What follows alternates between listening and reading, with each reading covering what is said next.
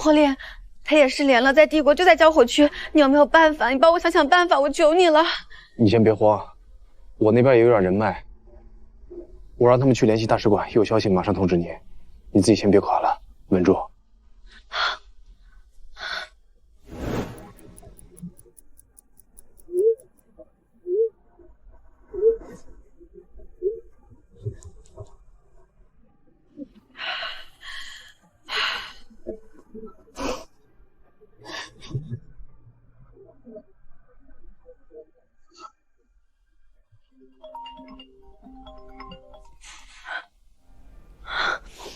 怎么样了？我的人接近过那片区域，但封锁很严，情况很混乱。我看网上有人说，那片区域造成了大量伤亡，其中可能会有中国公民。你做好心理准备。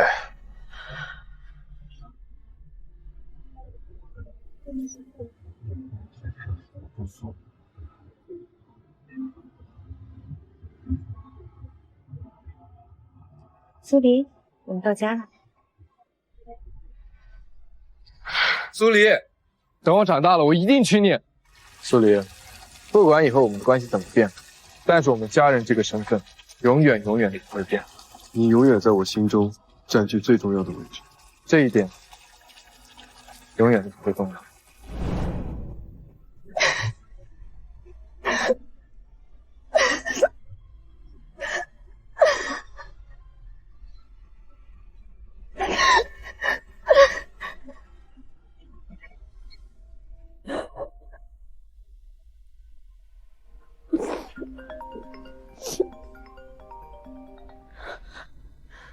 苏黎，是我。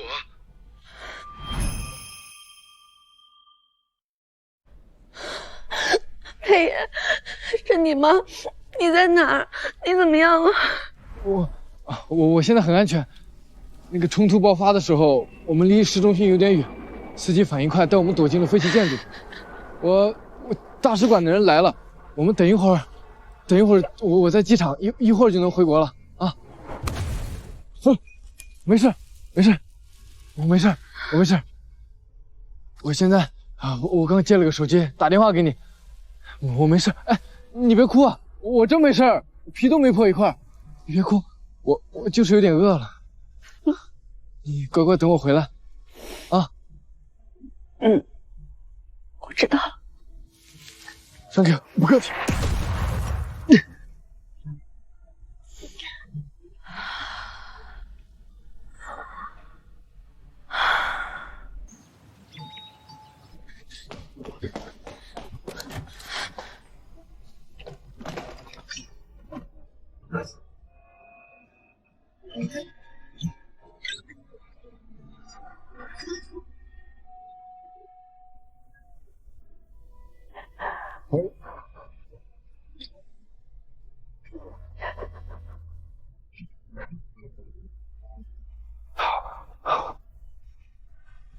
裴爷，以后不许再去那么危险的地方，绝对不许。如果，我是说如果，这次我真的没有回来，你会想我一辈子吗？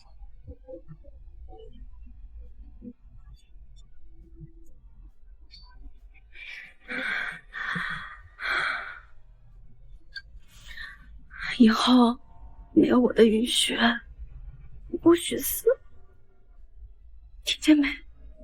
好，既然你都说了，那我肯定听。我最听的就是你的话了。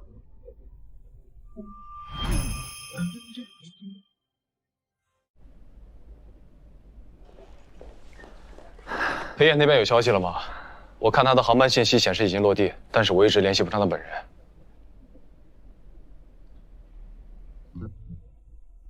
霍总，我没事儿。这几天你费心了，让你们也担心了。你可吓死我了！你知不知道这几天我们大家都担心死你了？活着就好，活着就好。没事了，霍总这几天为了你也找了很多关系。霍总，这次真的多谢你，这份情我记下了。人没事就好，平安回来比什么都重要。哎呀，大难不死必有后福。裴总，今天可得好好庆祝庆祝。这样，咱们今天晚上找个地方，一起唱歌喝酒，好好庆祝一下压压惊。我请客，咱们庆祝野哥平安归来。可以去吗？好啊，一起去吧。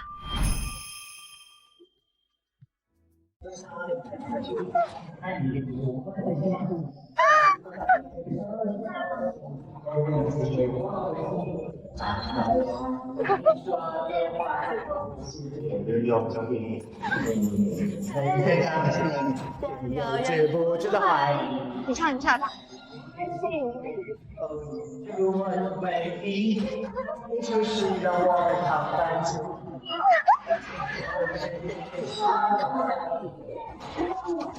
那个跳舞。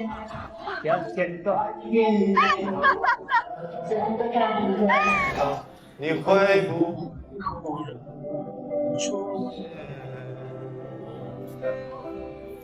在旧的咖啡店，我会带着笑，挥手寒暄，陪着坐着聊聊天。我多想和你见一面，看看你最近不再去说昨天，只是寒暄，对你说一句，只是说一句，好久见。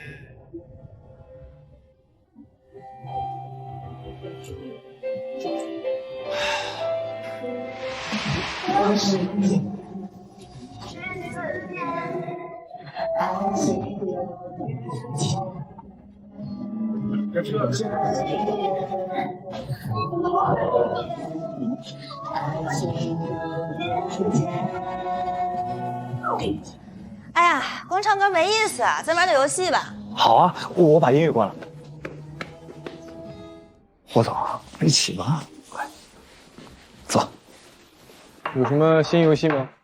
哎，要不然我们就玩那种老式扫雷吧。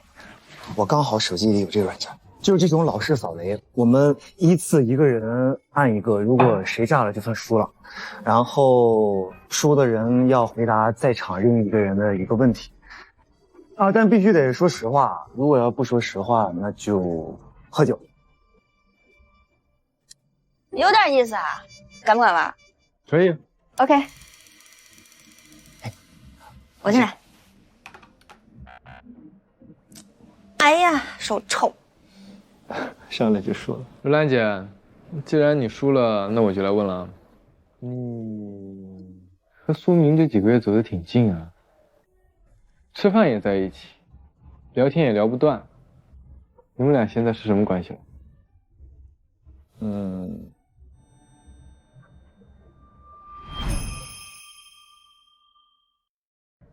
裴爷，你小子够八卦的呀！我选择喝酒。哎，少喝点，我帮你喝吧。没劲。继续啊。再来吧。哦，安全，你来。再见。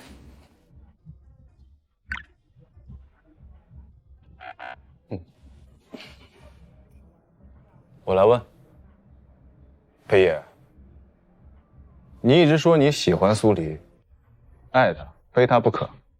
那我问你，你到底喜欢苏黎什么？喜欢他什么？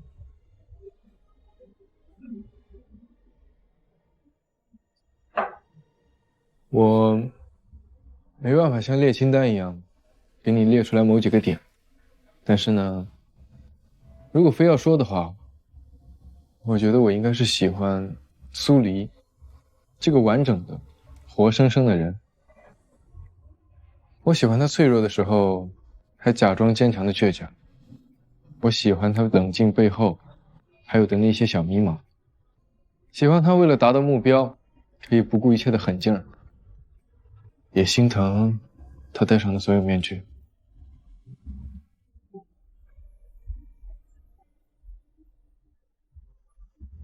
还喜欢明明自己过得如履薄冰，小心翼翼，还在小的时候给我留一半的糖果。明明骂我幼稚，却又偷偷的记下我所有的细节。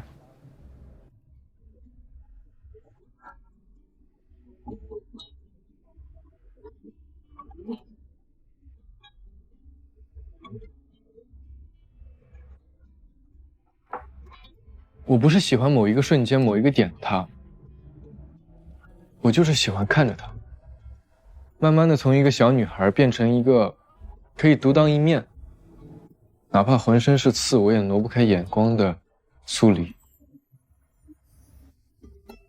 这过程中的每一帧，好的、快的、光鲜的、狼狈的，我都看见了，也都在我这里。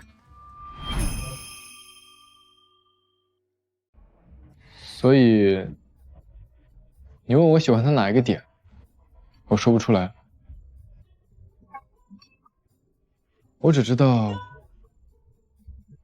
我认定了，就是认定了这个苏黎。但凡少一部分，都不是我心中的那个苏黎。虚伪，做作，背小作文。合理怀疑你是从网上看到之后背下来。霍总啊，你就别中伤我了。好了好了，咱们下一局吧，继续。来，冷冷静。我选一个。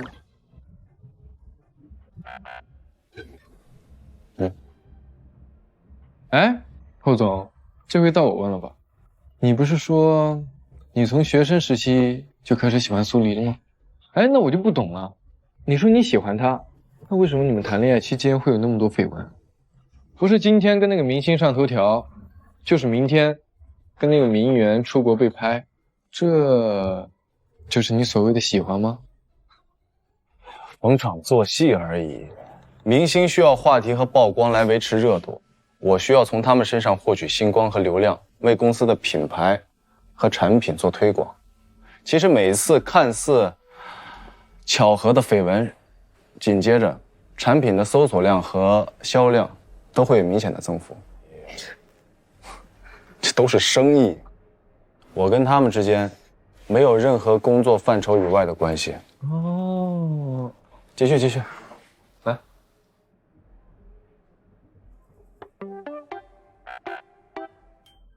我问苏黎，如果这个世界上的男人全都死光，那是啥问题啊？就剩下2个人，就我和裴野。你现在强制性必须要从中间选择一个生活在一起，你选谁？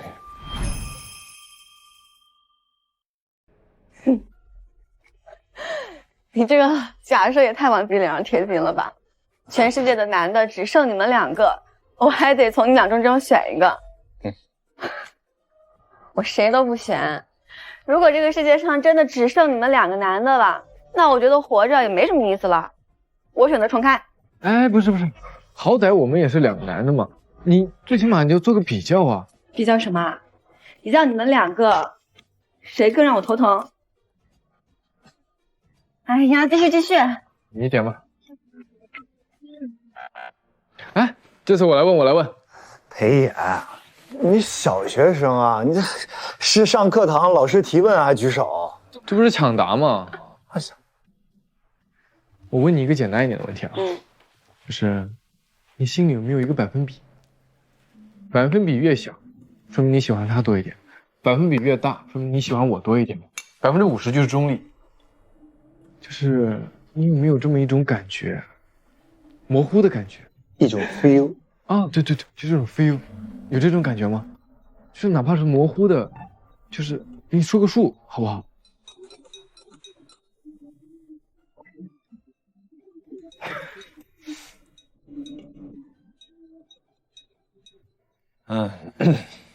我选择喝酒。苏黎，你这不是玩不起吗？你玩得起？行，来你点，我来就我来，姐就让你看看什么叫玩得起。哎，炸了吧？既然如兰玩得起，那我来问，你是不是要和我弟弟睡了？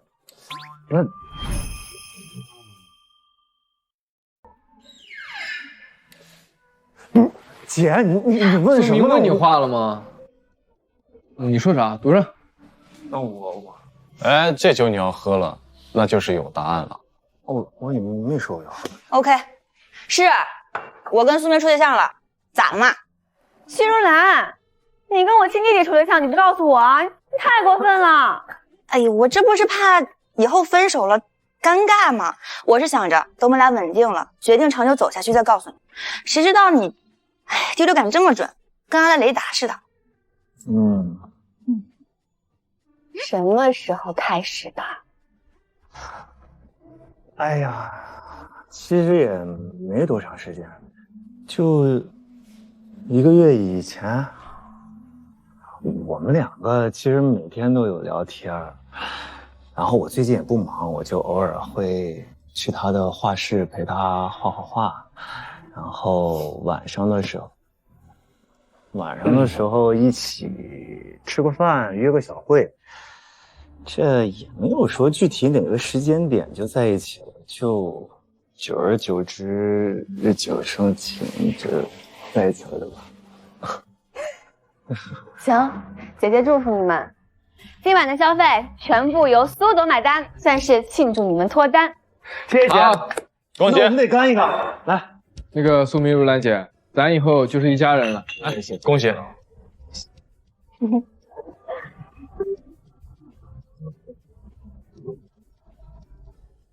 ！10年之前，我不认识你，你不认识我，我不认识你，我们还是一样，陪在一个陌生人左右。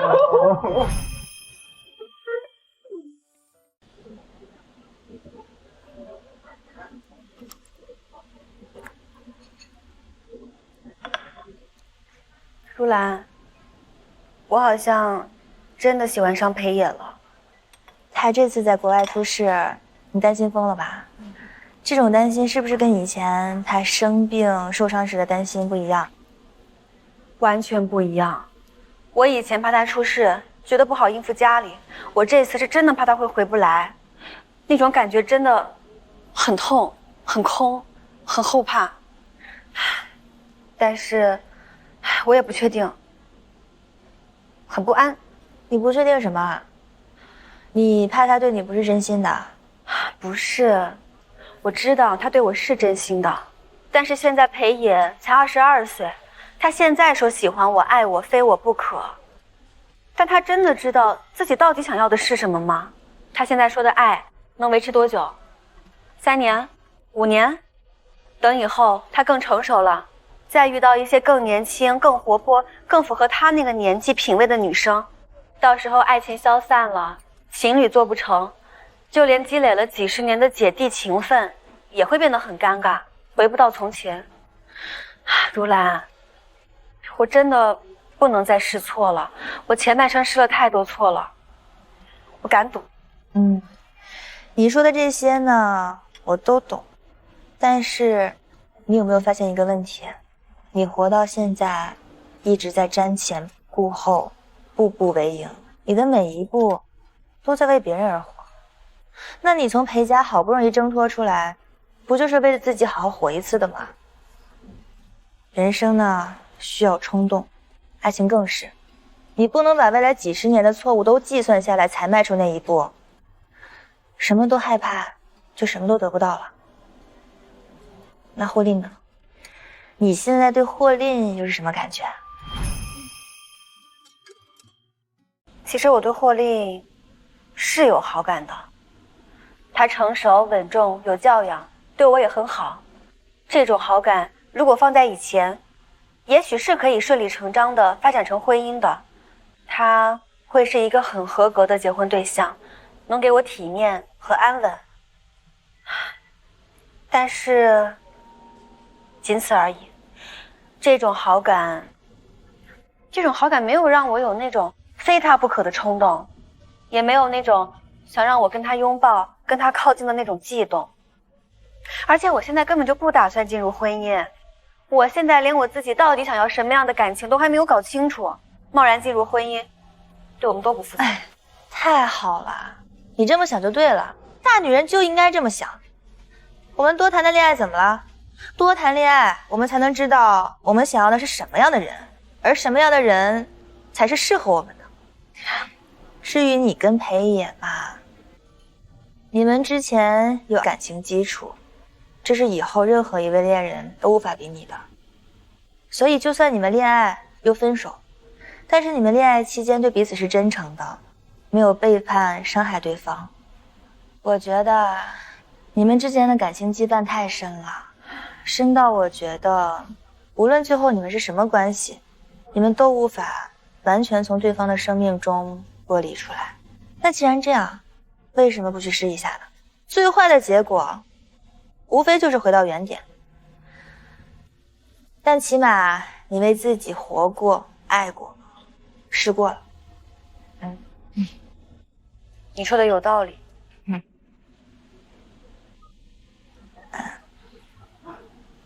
人生呢，需要冲动，爱情更是。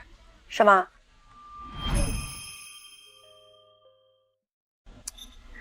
你对苏明的关注是不是太少了？我能看得出来，你更在意裴野，但我也能理解，毕竟你们是从小一起长到大的。但苏明在那样的家庭环境下成长起来，又靠着自己的打拼一步步走到现在，即使现在官司打赢了，但我觉得他还是需要一些心理疏导的。你跟他那是亲姐弟，血脉相连的，我觉得有时候你还是多在意一下他的心理状态。现在谈恋爱了就是不一样啊，还会为苏明说话了。那你呢？对我弟弟到底怎么想？我觉得他人挺好的呀，傻乎乎的。不知道是不是因为他的生长环境，他一点也不油腻，反而又有年轻人身上那种朝气活力。但是以后的事儿我还没想好，以后的事儿以后再说。行，那我就祝你跟我弟弟开心长久。你也是，好好想想我说的话。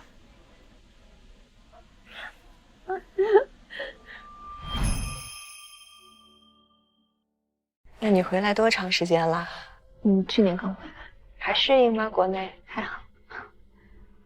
哎呦，令儿，你回来的正好，快来坐，妈妈给你介绍一下。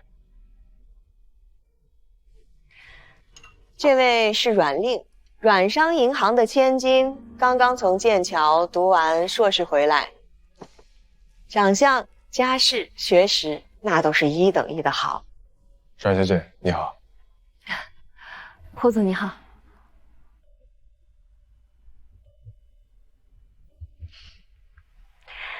爷爷这孩子呀，是真的很好。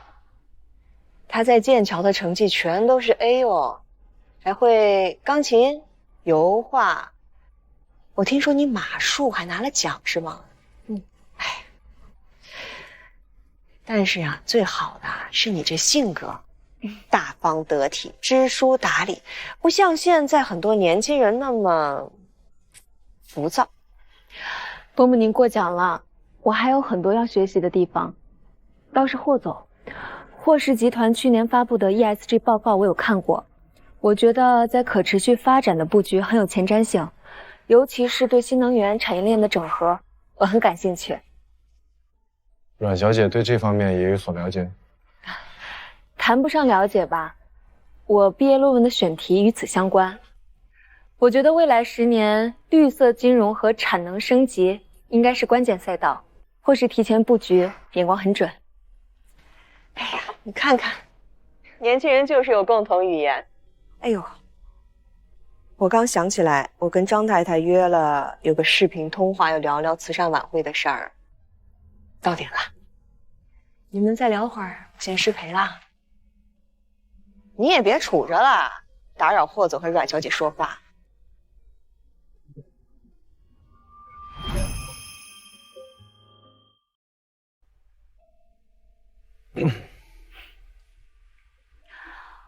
霍总似乎不太喜欢这种场合。阮小姐多虑了，我只是开了一个很长的会，有些疲惫。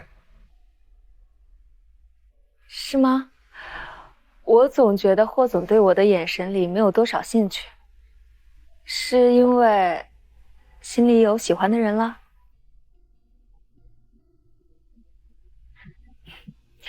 我猜也是，我听伯母隐约提过，是那位苏黎女士吧？您的前女友？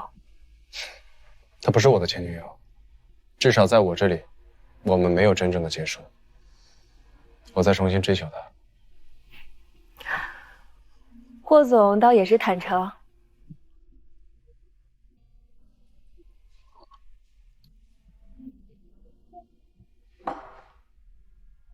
不过像我们这样的家庭，婚姻大事很难取决于个人心意，不是吗？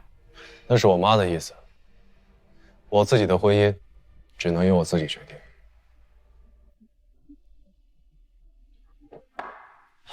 阮小姐，实在抱歉啊，让你白跑一趟。我让司机送你回去。霍总您客气了，我想我们未来见面的机会不会太少。再见。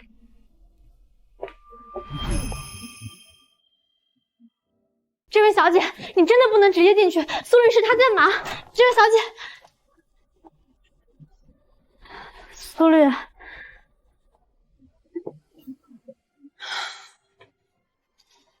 阮香，2杯咖啡。苏律师，冒昧来访，有些法律问题想咨询一下。阮小姐，您请讲。如果一个人的未婚夫，他心里始终装着一个人，甚至当众让他的未婚妻难堪，您觉得未婚妻应该怎么处理才合适？感情纠纷，我们先建议双方坦诚沟通。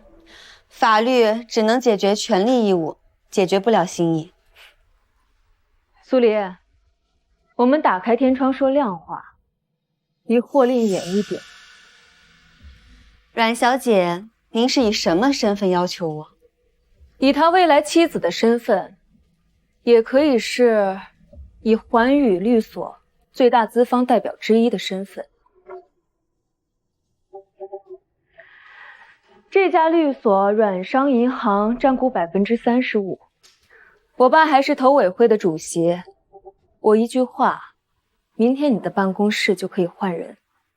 不只是这一份工作，杭城的律师圈就这么大，阮家要是想封杀一个人，办法有的是。到时候你的律师执照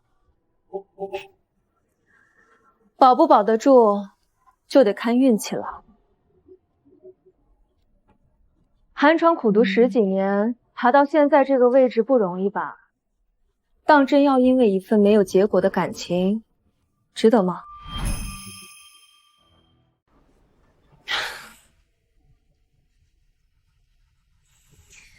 阮小姐是觉得费尽心思的搞定我，比搞定霍令更容易？你有没有想过，就算没有我，霍令心不在你这里，那这场婚姻对您来说又有什么意义呢？通过威胁和家族压力得到的婚姻，真的是你想要的吗？意义，我想要就够了。至于霍令的心，重要吗？到时候霍阮两家联姻，他是我丈夫这一点谁也没有办法改变。就像他当初无法娶你，现在他也同样没有办法拒绝我。苏黎，我可以给你一个选择，如果你自己体面的离开，我还可以给你留一条后路，或者你也可以试试跟我硬碰硬。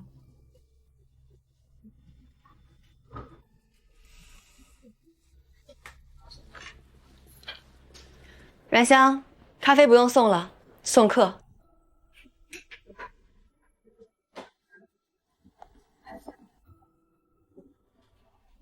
苏黎，你挺有骨气，我们走着瞧。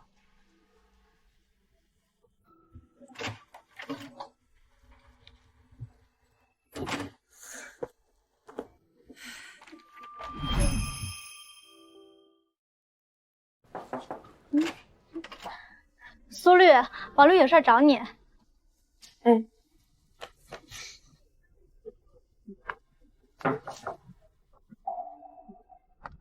王绿，苏绿，抱歉，这个你得看一下。资方的意思？补偿金按 N+3顶额给，年终奖会足额结算。苏绿，我知道这太不公平了，但上面压力太大，阮家那边直接找到了管委会。今天生效？是，你的系统权限稍后会交给 IT 处理，未完结的案子，管委会也会交给其他合伙人处理。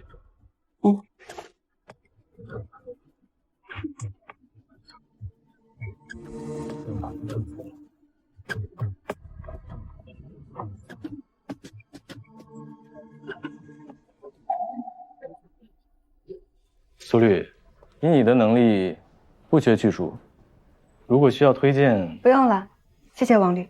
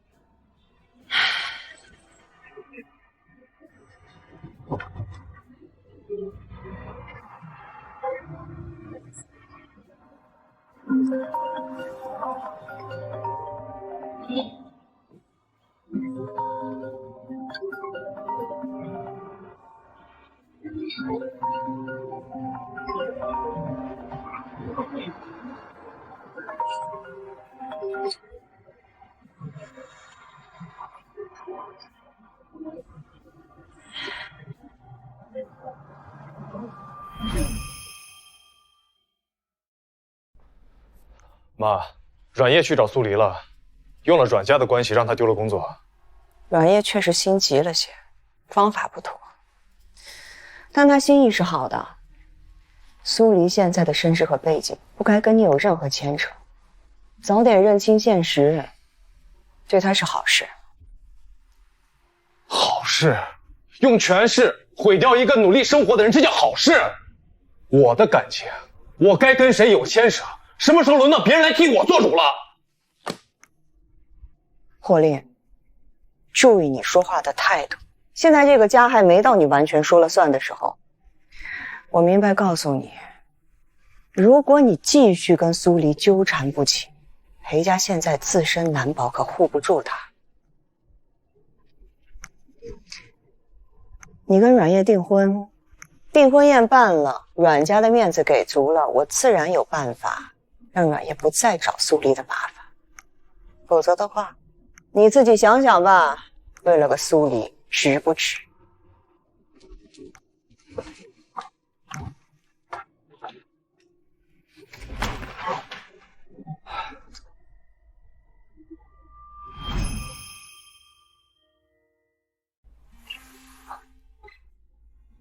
看看。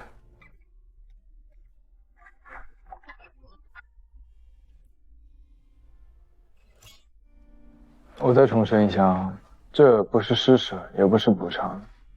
裴氏现在什么情况你也看到了，公司重组计划需要落地，还有最让人头疼的历史遗留的违规合同、法律烂账，甚至是可能存在的诉讼风险。我现在需要一个既懂法律又懂商业逻辑，最重要的是，我可以100%信任你。外面的人或许有能力，但我信不过。裴氏现在需要你，离开律所未尝不是一件好事，正好可以跳出舒适圈。裴江山也已经签了放弃管理权的协议，他现在就是个拿分红的闲人。这个职位是我以裴氏总裁的身份正式向你发出的邀请，你值得，苏黎。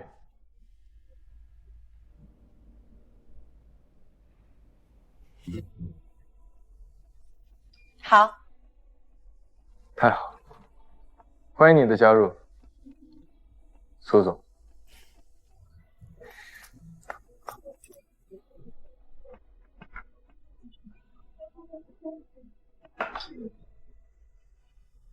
哦，对了，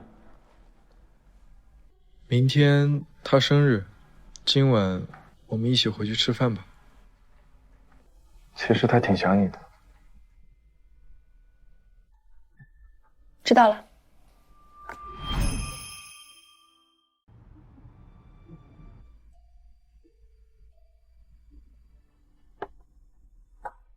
没刺儿，站住。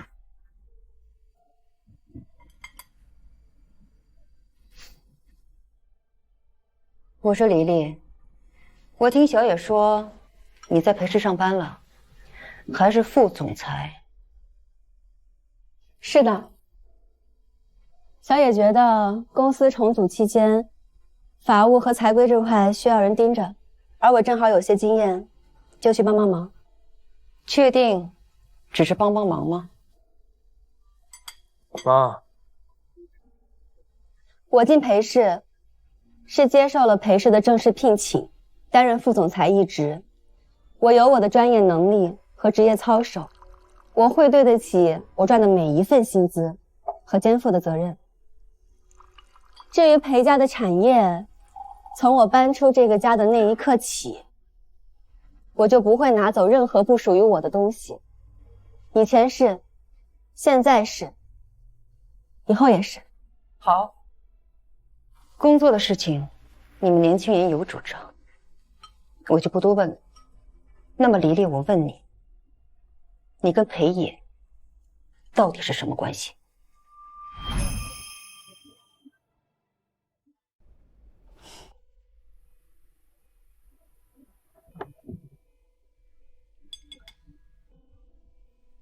希望我们是什么关系？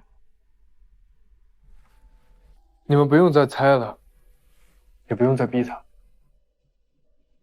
一直在追他的是我，一厢情愿的是我，跟在他屁股后面想让他多看我一眼的也是我。我知道你们不同意，觉得荒唐。OK， 你们可以不同意，但是别再来捣乱了，行吗？我追他已经够累的了，公司里还有那么多烂摊子，我每天都忙得焦头烂额的，你们知道吗？上一次我就差点死在国外了。现在我回来了，我想让他到公司来帮我。他有能力，我信得过他，我需要他。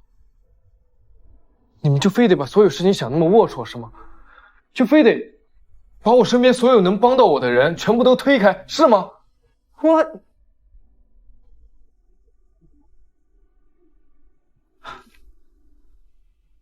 明天是您的生日，一点心意，希望你喜欢。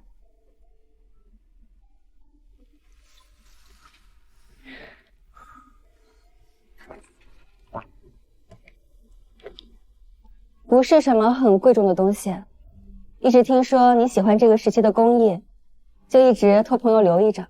正好他上个月在伦敦一个小型的拍卖会上碰到了，我就拍了下来，送给您。生日快乐！有心了。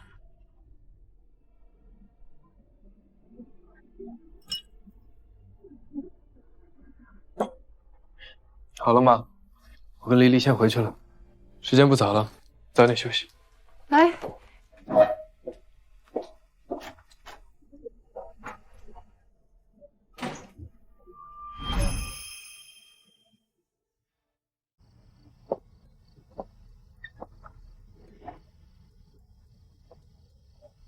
你刚才算不算在爸妈面前默认了我们关系不一般啊？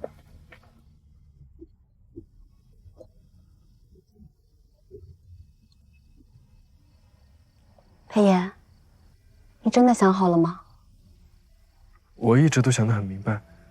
你在国外，我以为你出意外的那几天，我都不知道自己怎么过来的。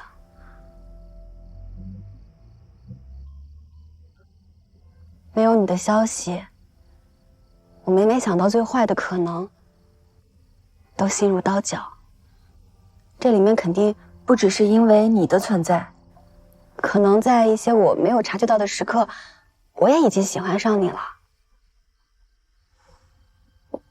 但是喜欢终究是喜欢，还有一些现实的问题，我不能装作看不见。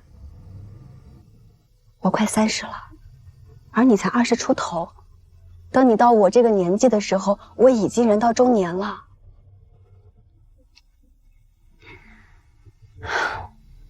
当然，我知道你现在给我的爱是热烈的，是汹涌的，我也从来没有怀疑过你的真心。但是，真心瞬息万变，你对我的爱，也许可以维持1年2年。也许是一辈子。当然，我也不知道我自己是否可以跟你一直以这种男女朋友的方式相处。所以其实你这话是什么意思啊？小野，我们可以试试。但是我话说在前面，只是试试。就是我们可以以男女朋友那种方式相处，看看我们合不合适。以后无论我们的关系发展到什么样子，是继续还是分手，都不能丢了我们这几10年的情分。这一点对我来说真的很重要，你能明白吗？我保证，我一定会对你好的，我们一定不会分手，我们会永远在一起的。你这种话现在说说就算了，以后的事情谁能说得明白？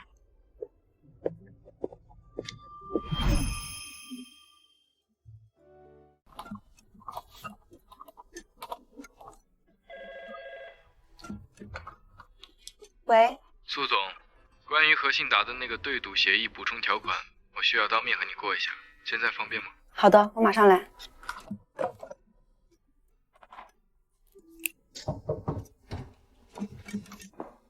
裴总，来了。看一下文件第2页，条款7跟条款3存在潜在冲突。如果对方在第3年业绩达标之后选择使用追加投资权，那么我们在条款7所享有的优先清算权将会被稀释。我建议在后面增加一个保护性的附属协议。有道理，那你让法务部尽快出草案。不过，你认真工作的样子真好看。裴总，这里是公司，我不想，也不希望任何人因为我们的私人关系而质疑我的工作能力，或者是我坐上这个位置的资格。所以在公司，请你谨记你的身份和我的身份。如果做不到，或者影响工作，我会立刻辞职。这一点，希望你清楚。你说的这些我明白了，以后在公司我会注意的。那我先去忙了。裴总，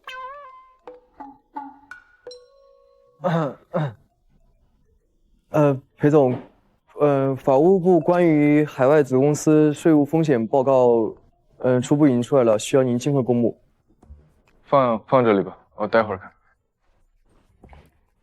裴总，我们刚刚提到的补充协议草案，我会让团队下班前发到您的邮箱。我先去忙了。好。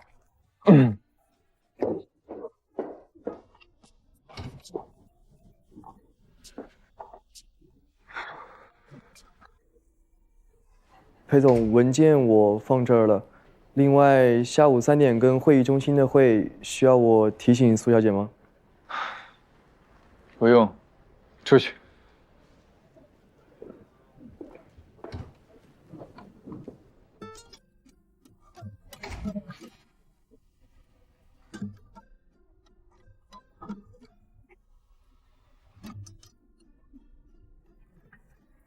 今晚出来喝酒。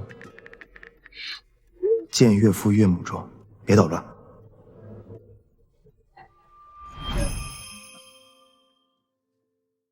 如兰，你是不是疯了？带这么个小孩回来？他多大了？20、21？妈，苏明已经21岁了，不是什么小孩子。21岁，刚大学毕业的年龄。你做什么工作？叔叔阿姨，我目前是职业电竞选手，之前效力于 Polaris 战队，我现在打游戏的，这算什么正经工作？有什么前途吗？稳定吗？有五险一金吗？阿姨，电竞是正规的体育项目，我有专业的合同，也有收入，也有未来的规划。如兰，我不管你是一时糊涂还是其他怎么样，从现在开始，立刻解除这种不切实际的关系。从下周开始，我给你妈给你介绍几场相亲对象，对方都是家世清白、事业有成的青年才俊，你考虑一下。我不会去相亲，我想得很清楚，目前我只会跟苏明在一起。徐如兰，你非要气死我们是不是？你看看他哪一点配得上你？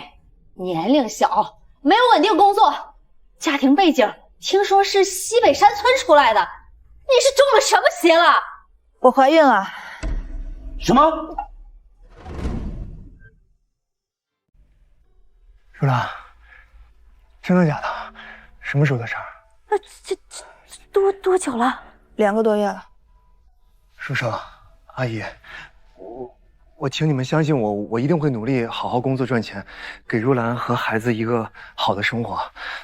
我希望你们能同意我们在一起。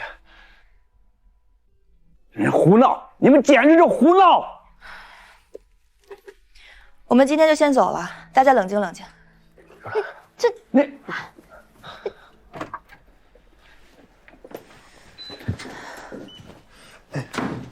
如兰姐，什么时候的事儿啊？你怎么不提前跟我说一声呢？今天要不是我爸妈这么激动，我不打算说的，而且我没有打算生下这个孩子。为什么不要啊？这是我们的孩子，你生下来我……你什么你啊？你打算用什么养他？你之前打比赛那点存款？苏明，我们都现实点，好不好？我们连自己都还没活明白呢。今天我先回去，你不要跟着我，你自己想清楚。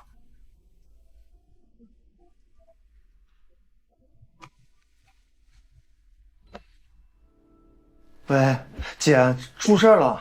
怎么了？你慢慢说。如兰姐她怀孕了，但是她不想要。你先冷静一点，等我跟如兰先聊聊。嗯。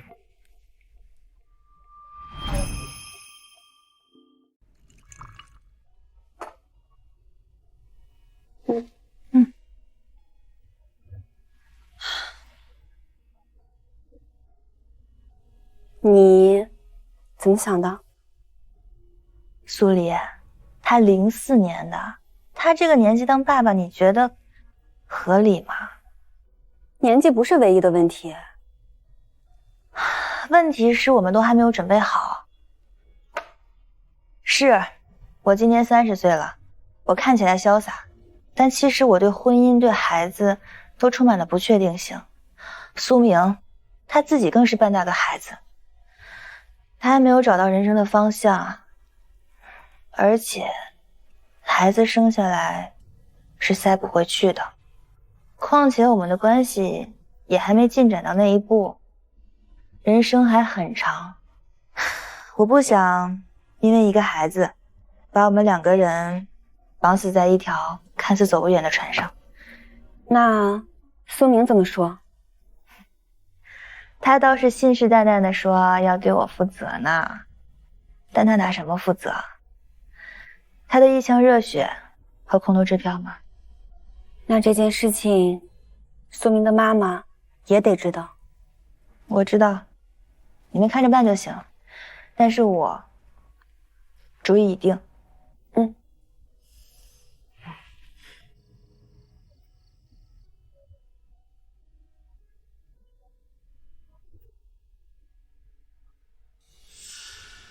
这个月好像推迟了快1周了，不会吧？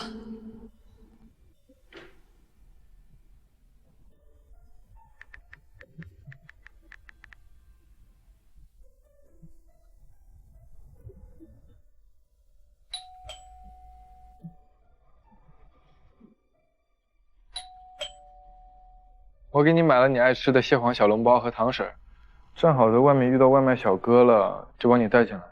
这是买的什么药吗？你哪里不舒服啊？没什么。你怎么突然来了？我来陪你吃饭呀。晚上我们还可以顺便对一下海外子公司的报告。而且我想你了，我想跟你贴贴。今晚我们一起睡觉。我先去下洗手间。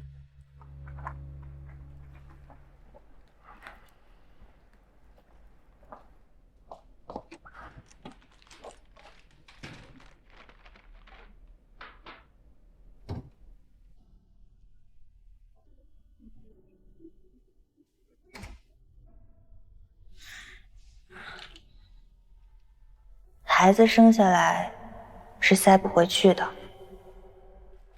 饭做好了。我刚做好饭，你要不要吃一点？好啊，吃饭去吧。你脸色怎么这么白啊？是身体不舒服吗？没事儿，可能是饿了。走吧。好。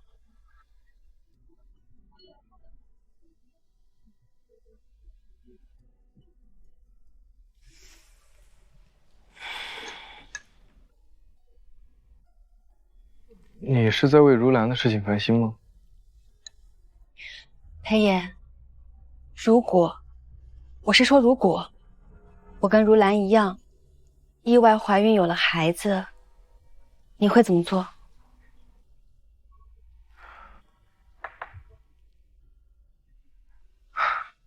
其实我还挺想我们有个自己的小家的，但是最少也得公司安定一点。或者等我把眼前这些烂摊子解决了，等我可以给老婆孩子一个安稳优渥的生活，不再为钱发愁的时候。你说的对。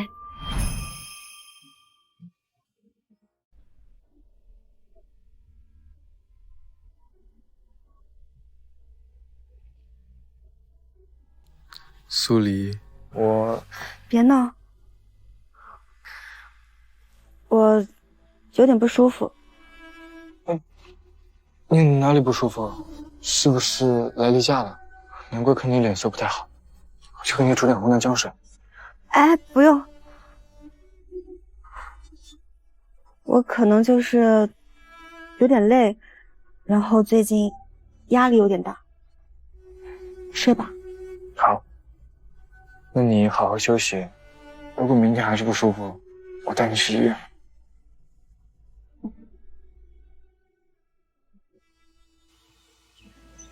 怀孕了，那是好事啊！小明，这女孩子怀了咱家的孩子，咱们肯定得负责。彩礼要多少啊？妈这些年也存了些钱，都能给。妈，现在最关键的是看苏明自己怎么想，对未来有什么规划。如兰家是高知家庭，考虑的不仅仅是钱。姐，我想好了，我准备重新联系新的俱乐部，回去打比赛。我现在社交平台的粉丝基础都还在，只要我状态恢复了，那签约金还有后续的商业价值绝对不会差的。我想努力赚钱，想给如兰姐好的生活。我更想向她父母证明我的决心还有潜力。对对对，我儿子有出息，打游戏能赚大钱。你有规划就好，不过这件事情最后如何，得看如兰自己的想法。你得尽快跟她好好谈谈，把你的决心跟计划都告诉她，不然……姐，我知道，我下午就去找她，跟她讲这个事儿。那，你呢？你跟裴野现在怎么样？在相处。在相处。哎，丽丽啊，你跟那裴岩的孩子关系还是这么好，真是不容易。这么多年了，你们应该跟妈，我姐现在跟裴野，他们两个正谈恋爱。啊，不行！为啥不行啊？不行就是不行，怎么能？这话传出去像什么样？妈，你怎么了？你为什么反应这么大？我突然想起来有些事情，有点急事，我先走了。不是妈，咱妈怎么奇奇怪怪的？先不管这件事情，当务之急是你要先安顿好如兰跟孩子，你得尽快跟她谈了，把你的想法跟策划都告诉她，不然以如兰的性格真的很……我知道了，姐，那我就先不迟了，我现在就去找她。那我走了，姐。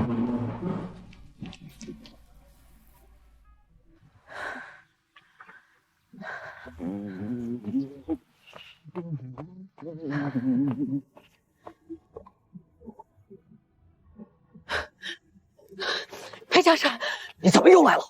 我不是让你拿钱赶快滚蛋吗？出事了！出事了！你干什么？放开我！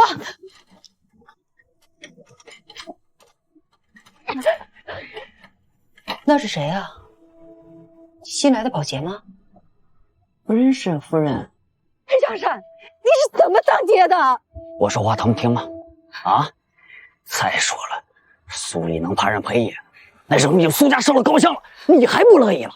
他们不能谈！你少在这给我胡搅蛮缠！我警告你，你要是再敢来，那500万你怎么拿的？怎么给我吐出来？过来！裴小山，造孽啊！造孽呀！这是造孽！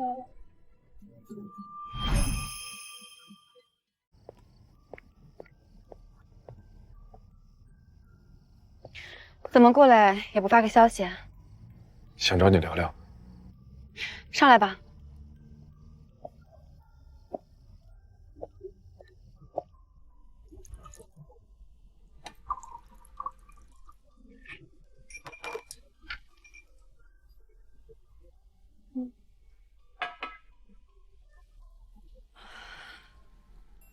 我今天才知道，因为阮烨的原因，你干脆不当律师去了裴氏。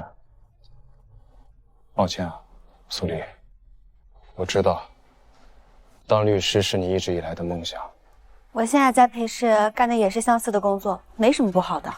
那不一样，我让他给你道歉，让你风风光光的回去。不用，真的，我现在这样真的挺好的。也许这一切都是因果吧。要不喝一杯吧？我们好久没有好好的说过话了。不了。我最近胃不太舒服，不能喝酒。胃不舒服？看医生了吗？你现在脸色确实不太好。没事儿，都是小毛病了，养养就好了。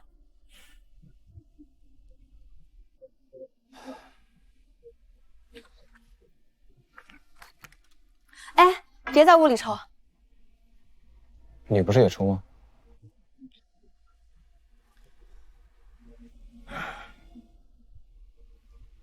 苏黎，你怀孕了。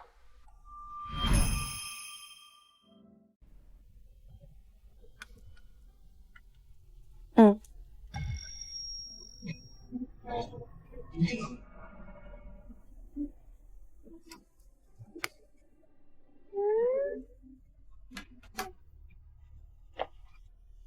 苏黎，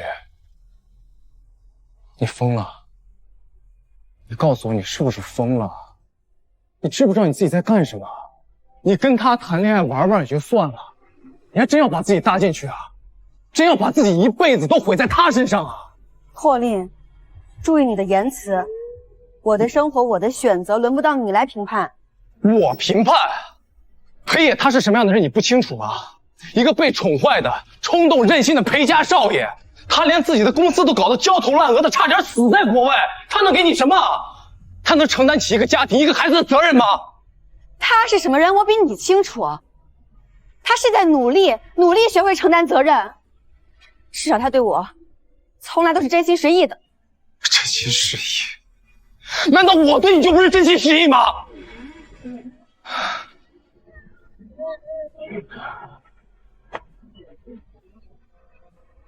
对不起，可是真心实意能当饭吃吗？它能让你和孩子过上好的日子吗？苏黎，你能不能清醒一点啊？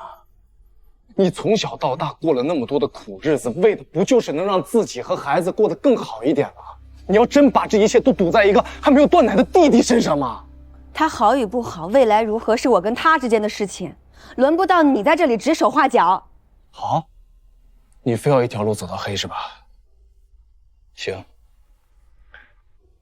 我现在就把这件事情告诉裴爷，我看他知道你怀孕之后他是什么反应，他到底能不能承担起一个家庭的责任？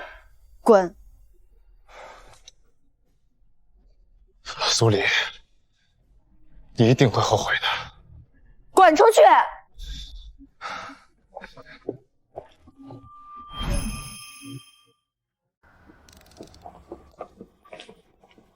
霍林哥，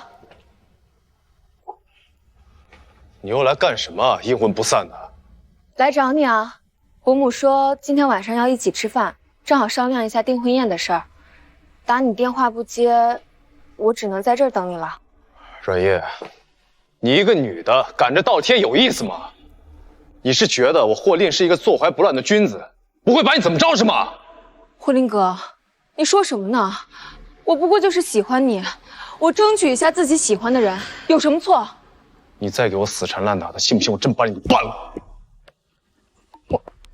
我不信，你不是这种人。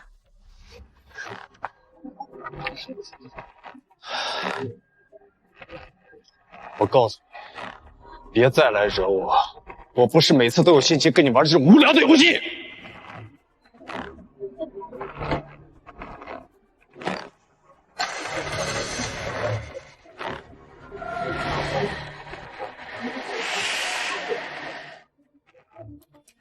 好，我知道了。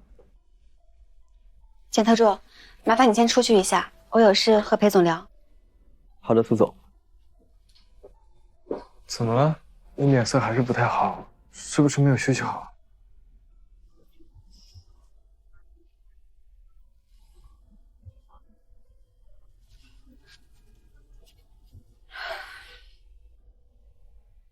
裴爷，我怀孕了。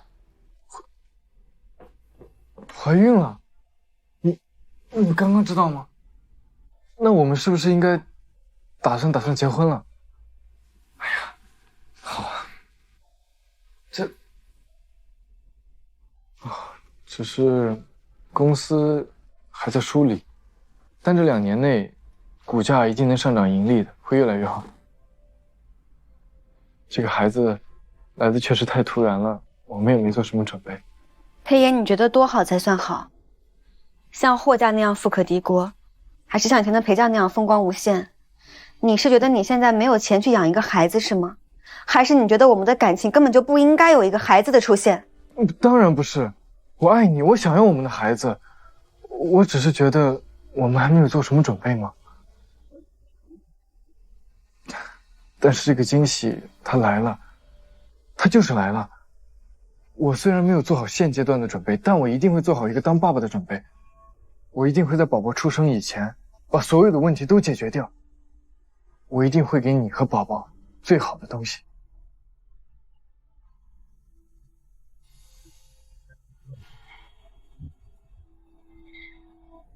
这个事情我需要花时间去想清楚。这个孩子是去是留，再让我想想。无论你做什么决定，我都尊重你。但我也希望你能给我一个机会，让我证明我可以。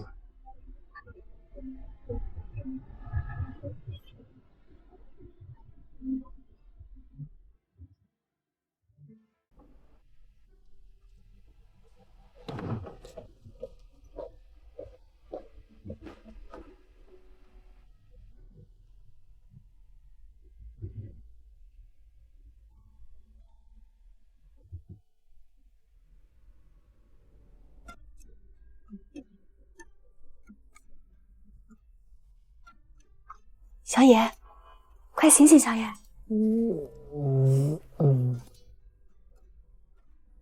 过0点啦，快，许愿吹蜡烛。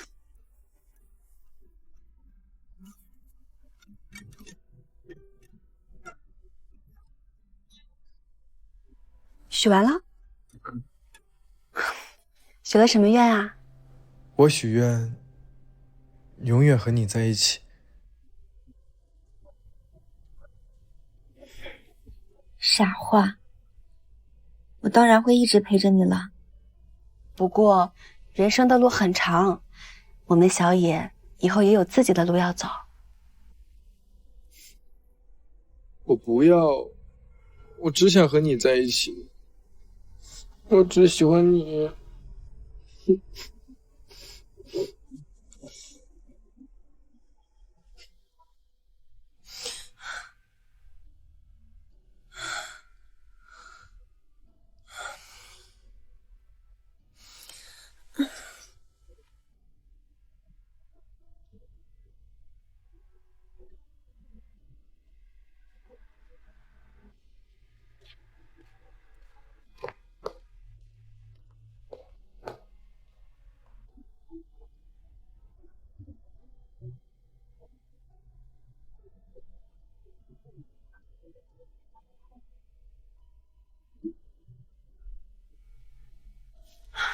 什么时候来的？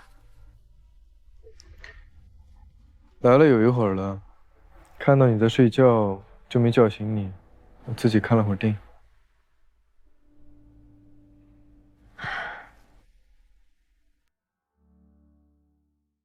黑夜，我们好像还没有正式的、好好的聊一聊彼此的感受。其实我也有很多问题想问你，也有很多话想说，但是我不敢问，我怕你嫌我烦。那就今晚吧，趁这个机会，我们好好的、开诚布公的聊一聊，把想说的都说出来，想问的也都问出来，然后我们再来考虑孩子的事情，我们的事情。素里，其实我从小就知道自己想要什么，而且我想要，我就一定会要得到。目标明确，执行力强。我记得在青春期的时候吧，班上的同学都开始懵懵懂懂的恋爱，互相写情书、约会，我一点都不感兴趣。我那个时候觉得，可能是因为自己开窍晚吧。后来才发现，不是因为我开窍晚，是因为我开窍太早，早到连我自己都不知道喜欢是什么的时候，我一想到未来会有一个人陪着我，我脑海里就会出现一个模糊的影子，那个身影慢慢的长大，慢慢的变清晰，最后变成了你。我此生迄今为止只爱过你一个人，从年少到现在，从依赖到现在的战友，我一直都知道自己想要什么。我想要你，所以我才会一遍又一遍的用那些笨拙的、幼稚的方式，甚至惹你生气的方式，向你表达，我只是想求你多看我一眼，不是以一种看亲人的目光，而是以一个女人看男人的目光。从你答应做我女朋友那一天开始，后面的每一天，我都非常开心，所以我拼了命的想把公司做好。我想要让你得到最好。我知道，在这个社会上，光有爱不够，还得有钱，还得要有足够的力量去守护自己想守护的一切。所以，我想要挣很多很多钱，我想要更快的变得更好。黑夜，在我的人生排序里，爱情从来都不是第一位的。我是个极度缺乏安全感的人，这种安全感不是任何一个人，哪怕是最爱我的人能够轻易给我的。我从小被亲生父母抛弃，在孤儿院里等待被人挑选，又在时刻被人提醒着我是在寄人篱下。我太清楚人与人之间的关系是多么的脆弱，多么容易改变。我不会的，我不会抛弃你。我知道你现在爱我，但我不相信永恒。世界上没有一成不变的爱，人会变，境遇会变，感情也会变。我现在的安全感来源于我的工作，我的能力，我所能创造的价值。我之所以选择来陪侍，也是因为我看到它在重组，我看到了机会。我觉得我在这里可以达到的职业高度和我所能创造的价值，会比我单纯做一个律师更高。这是我对我自己规划的路径。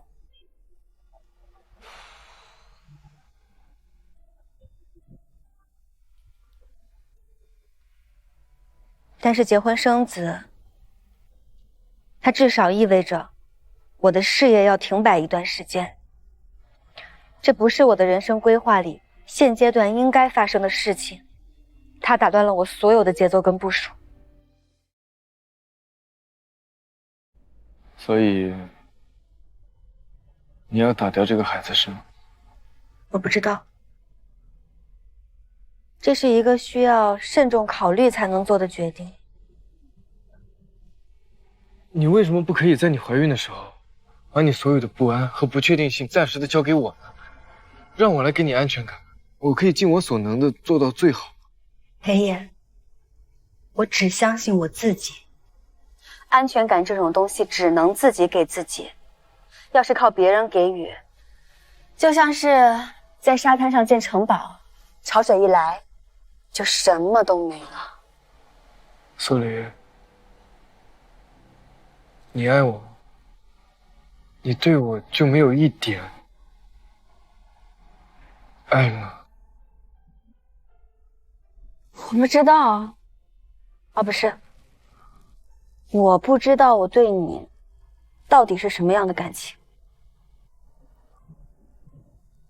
是一个让我心疼、想要保护的亲人，还是会让我心动、让我牵挂、让我害怕失去的异性？想来想去，感觉这两种情感应该都有。它早在我还没有意识的时候就已经紧紧地交织在一起了，分不开了。直到我以为你在国外出了事，再也回不来了。那种灭顶的恐惧跟痛苦，才真的让我意识到，你对我真的很重要。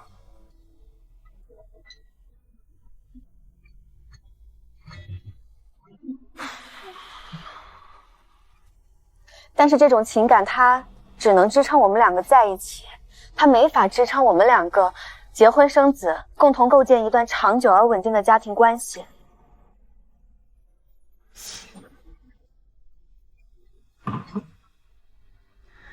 婚姻、养育孩子，需要的是更稳固的东西，是两个人步调一致的人生规划，是共同抵抗风险的能力和勇气，以及对未来清晰的共识。我们认识这么多年了，我们彼此了解，这还不够吗？这难道不是最坚实的基础吗？就是因为我认识你太多年了，裴野，所以我太了解你了。你现在同样没有做好准备，不仅仅是当一个父亲的准备，你对你的人生、裴氏的未来，你都还在摸索跟挣扎。我们两个都站在自己人生的十字路口上，自顾不暇。这个时候，我们再把一个新生命带到这个世界上来，对你、对我、对他都太不负责任了。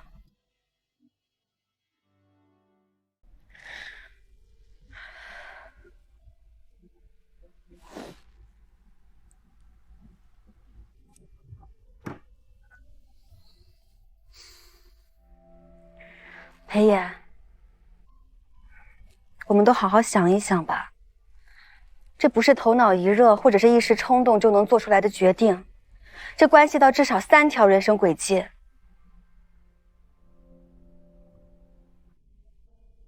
你今晚先回去睡吧，我们都好好想一想。苏黎，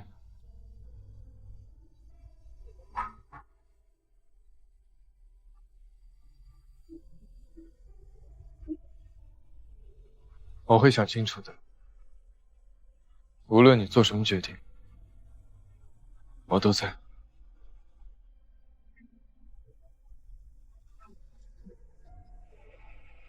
晚安。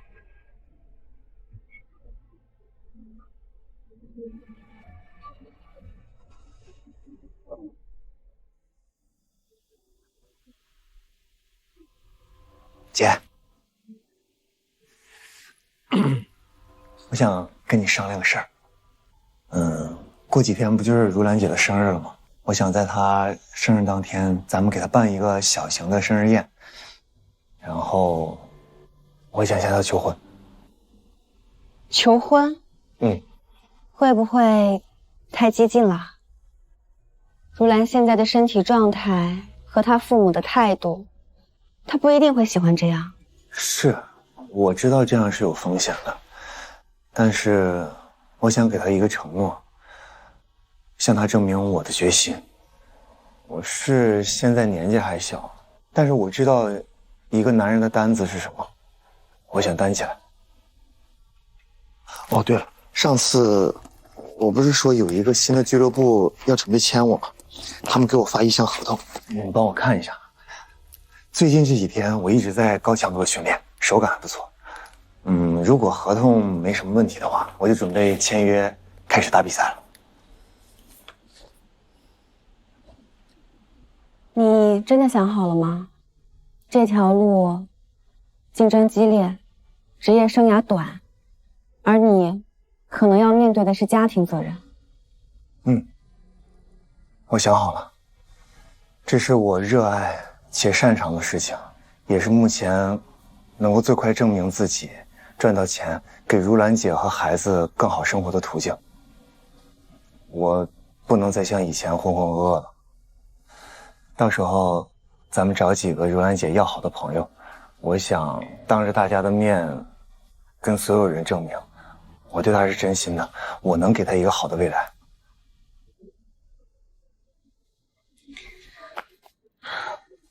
合同我看过后给你意见。哦，对了，求婚宴需不需要帮你一起操办？不需要，我都已经设计好了。谢谢姐。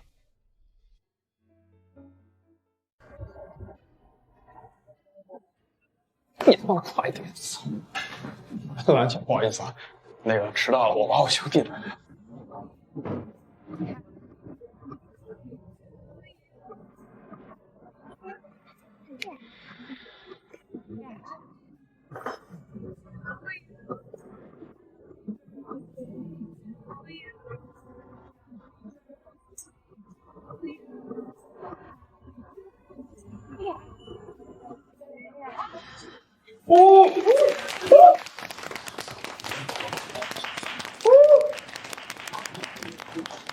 谢谢大家今天来陪我过30岁生日。都说女人30岁是道坎，迈过去就能跨入人生的新阶段。说实话，站在这里回头看看，确实很感慨。好像昨天还在学校和黎黎一起逃课，可转眼却已经过去这么多年了。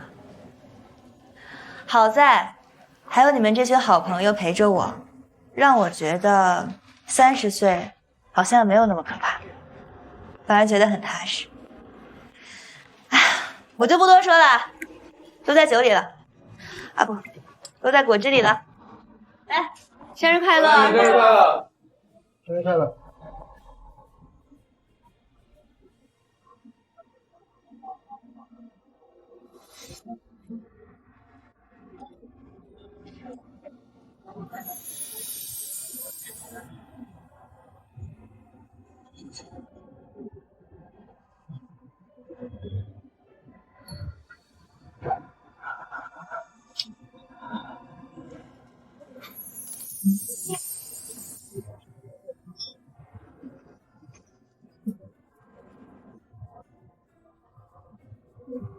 如兰姐，啊不，徐如兰，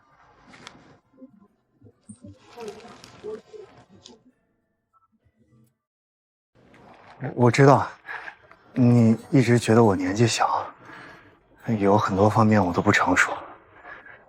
我也知道你父母的担心，你现在心里有很多不确定，这些我都知道。但是我今天站在这里，我就是想告诉你，也想告诉我自己，我会努力学着成长，给你一个看得见的未来。哦，现在已经有新的俱乐部愿意签约我了，我也有稳定的收入。你相信我，我一定会好好照顾你。还有，我们马上就要出生的宝宝，我一定会负担起这个家，绝对不会让你受一点委屈。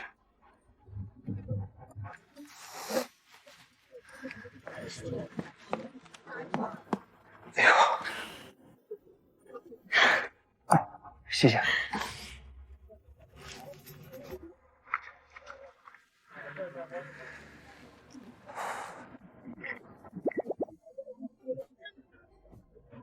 虽然我现在能给你的并不多，但是我向你保证，我一定会拼尽全力做一个好丈夫，做一个好父亲。爱情也好，婚姻也好，有时候就是需要那么一点点的冲动，还有那么一点点的勇气。如兰，我希望你也能跟我冲动那么一回。石如兰，嫁给我！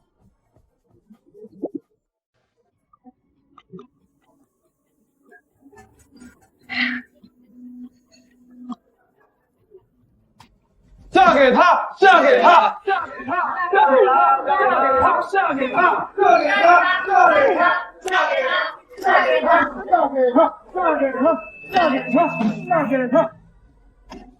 好。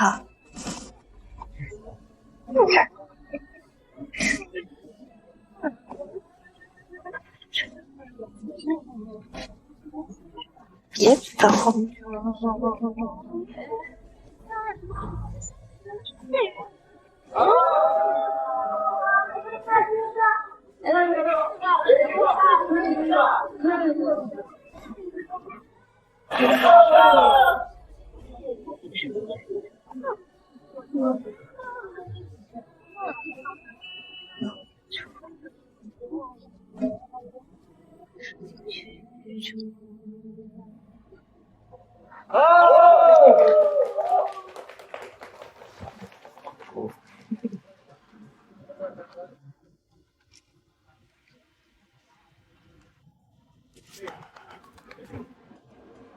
这样。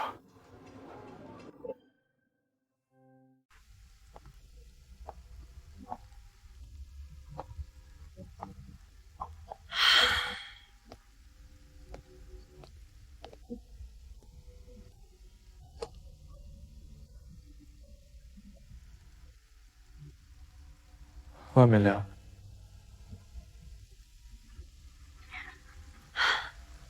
真替如兰高兴。苏明虽然年纪小，但他是个很好的人，纯粹、勇敢，认定的事情就绝不回头。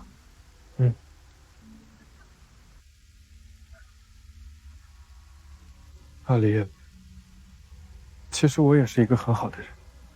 你可不可以试着抛开那些所谓的现实、规划，还有未来的不确定性，就单纯的选择跟我一起走下去？就像苏明那样，冲动一次，相信我一次。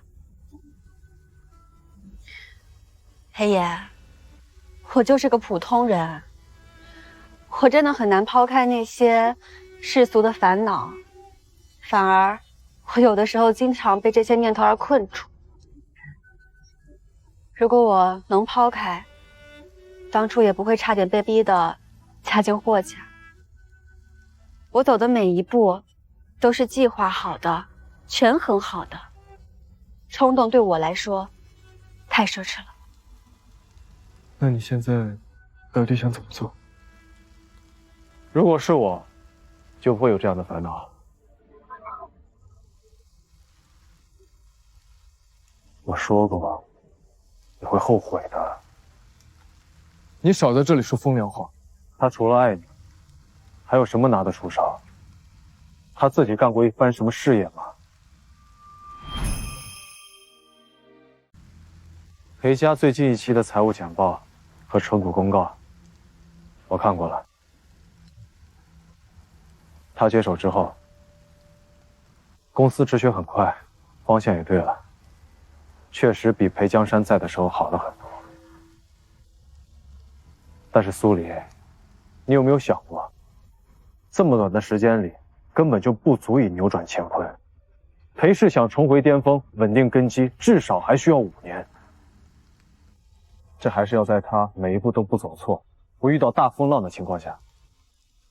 可5年后，你30多岁，他呢，20出头。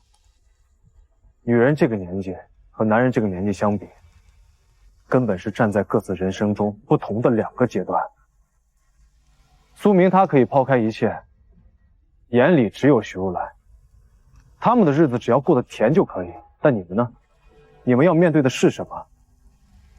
单单裴家长辈这一关，如果不是裴野能够完全掌控话语权，说1不2，你们这个婚结得了吗？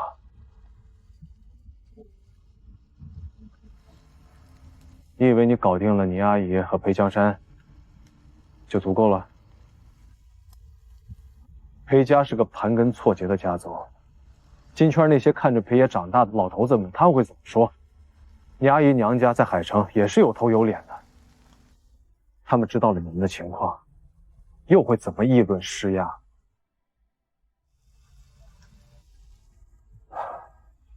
现在你们面对的还只是父母的直接阻拦，就已经疲惫不堪。那些老家伙的手段，可比你想象的要体面得多，也强势得多。到那个时候，你们扛得住吗？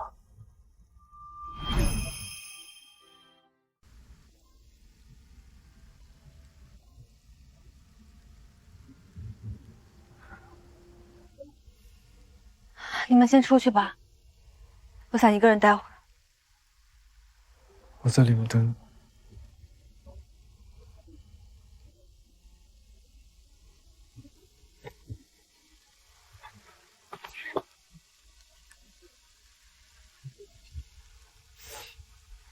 黎黎啊，以后咱们俩可就是妯娌了。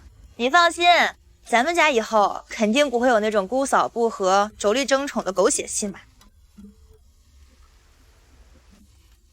人生真奇妙，我最好的朋友嫁给了我的亲弟弟，以后就是一家人了。是的呀，我的好姐姐。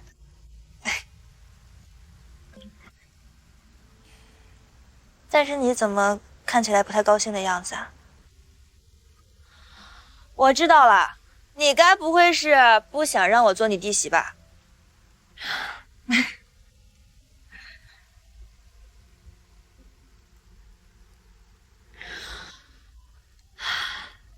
兰，我也怀孕了。什么时候的事情啊？裴野知道吗？霍令知道吗？裴野他知道，霍令应该也猜到了，只是我还没有做好下一步的打算。你不是挺喜欢小孩子的吗？李丽，其实咱们女人生育的年纪越大，对身体的伤害就越大，而且恢复的还慢。所以从生理角度来讲，你现在这个时间怀孕不算是一个差的时机。就是你跟裴野，你确定是他的孩子吗？该不会是霍令的吧？确定是他的孩子吗？该不会是霍令的吧？你发什么癫啊？我跟霍令没有发生过关系。谈恋爱的时候我不愿意，他也很尊重我。那现在该怎么办啊？对了，我可都答应了他的求婚，但是家里那边，你弟弟怎么打算的？我爸妈可不是一个求婚就能搞定的。他准备了500万的彩礼，到时候都给你爸妈拿着，他一分都不要。这小子倒是个会抓重点的。有了这笔钱兜底，我爸妈至少会相信我们的婚姻不会因为基本的柴米油盐和经济问题陷入困境，态度应该会有所软化。跟你们这些动不动就牵扯家族股票豪门联姻的不一样，像我们普通人的人生有500万存款打底，2个人又都有工作和收入，这钱基本是花不完的。我爸妈之前就是担心苏明，怕他没有能力，让我们都受苦。现在他拿出了诚意，相信我爸妈态度也会有变化的。哎呀，就是这周5月的热玛吉肯定是做不上，跟弟弟谈恋爱结婚太有压力了，生怕自己看起来比他老。你别胡说，孕期医美更是要慎做。等你生完孩子，身体恢复好了，我陪你一块儿去。好。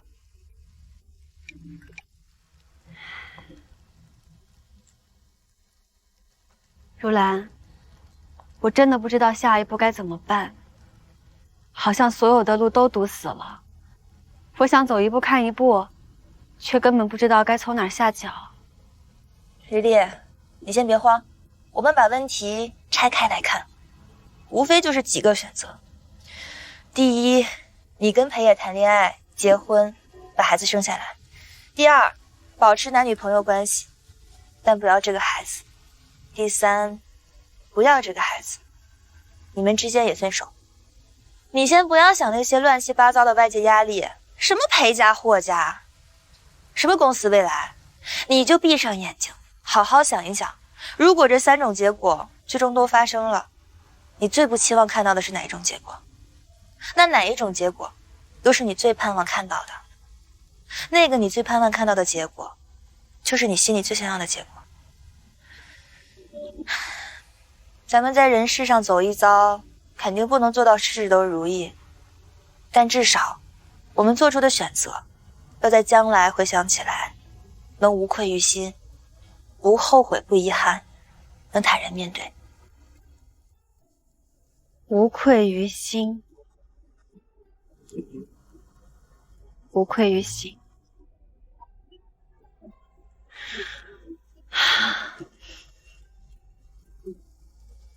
走吧，进去吧。走。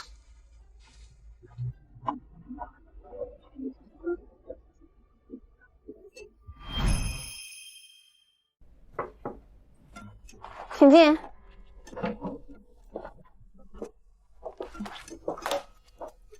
苏总，这是法务部的工作简报和需要您签字的几个常规文件。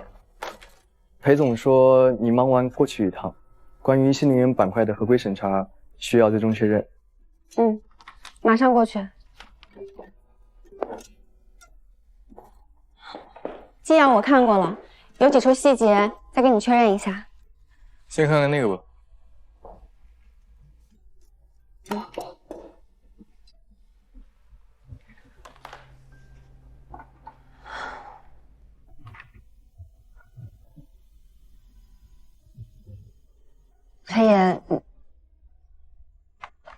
你这是什么意思啊？意思就是从这份协议生效开始，你才是裴氏最大的股东，我就是个给你打工的小股东了。这样算不算给你兜底了？拿了这个东西，拿了裴氏的一半家当，会不会让你感到心安一些？留下孩子，是不是也更有底气了？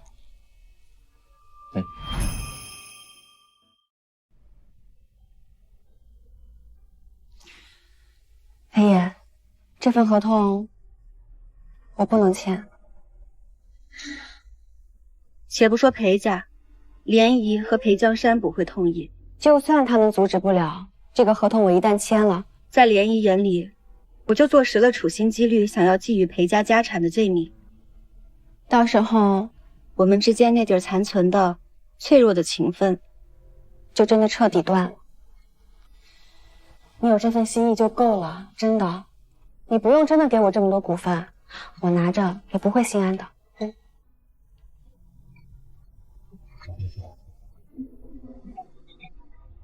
那你要我怎么做才能让你觉得心安？我怎么做你才能相信我能跟你未来呢？你说，我都可以做到。我只要我该要的，拿我该拿的。我是裴氏聘请的副总裁，我拿我应得的薪水跟奖金，靠我的专业和能力赢得尊重和职位，这才是我苏黎立足的根本，也是我心安理得的来源。感情是感情，事业是事业，你不需要拿半个裴氏来证明什么，或者是购买什么安全感，那样换来的不是心安，是负担，是更深的不安。你的好意我心领了，但这个真的不行。好，知道。阿姨，阿姨，你快上去！我找你们裴总有事，我找你们裴总有事，我就急事。阿姨，你先去吧。裴爷，你跟苏黎断了吧？阿姨，这是我跟苏黎自己的事情，我们自己可以。没什么好商量的，必须断，现在立刻！阿姨，我知道您现在可能有些顾虑，可能觉得我幼稚，但是我保证我一定会对苏黎好，会做一个好丈夫。我不要你当什么好丈夫，我只要你们分开，听到没有？分开！你们不能在一起，这是错的，是要遭天打雷劈的。你答应我，你要是不答应我，我就跳下去，我死给你看！你放开我！你放开！你不分手，我就死给你看！我死给你看！冷静！为什么要分开啊？苏黎都怀孕了。怀孕，孩子可是不能留，打掉，必须打掉！哎呀，阿姨求你了，就算阿姨给你跪下，阿姨求你了，你们必须分开，必须分开，要不然我们大家都完蛋。这是孽缘，你作孽呀！这怎么就是孽缘了？阿姨，您今天不把话说清楚，我是不会跟他分开的。说也不能说。阿姨，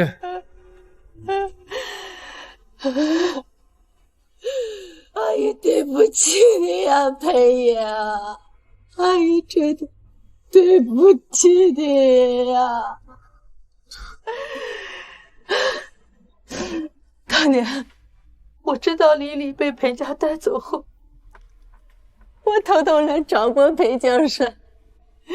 我那时候实在是走投无路了，我就是想来看看李李她过得好不好。裴江山说，要想李李过得好，在外面不受欺负，就让我到农村或什么别的地方给他弄一个男孩过来。他跟我说他们会对李李视如己出。我那时候就在杭州，我在霍家当保姆。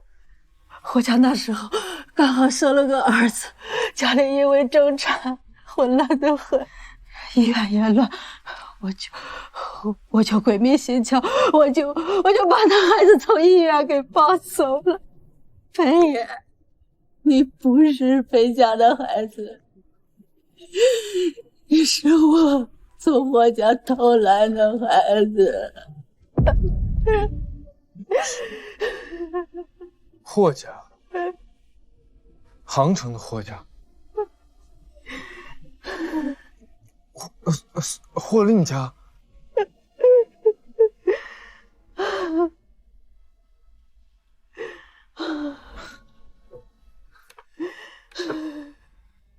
阿姨，您为了让我和苏黎分开，绕了这么大一个圈子，编了这么大一个谎话，这跟我跟苏黎又有什么关系呢？我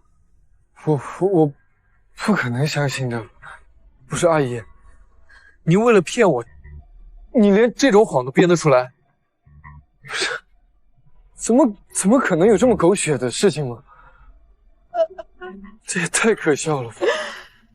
我不可能相信的。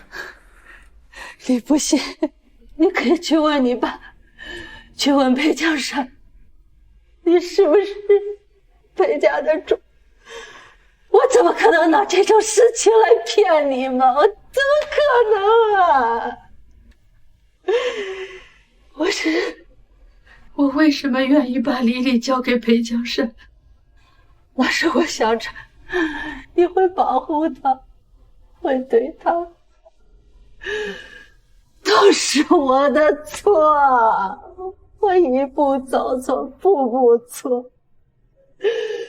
如果当年不是因为我鬼迷心窍，你们也不会相识，更不会发展成现在这样。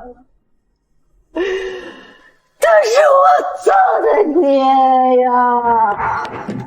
报应都在我孩子身上了呀！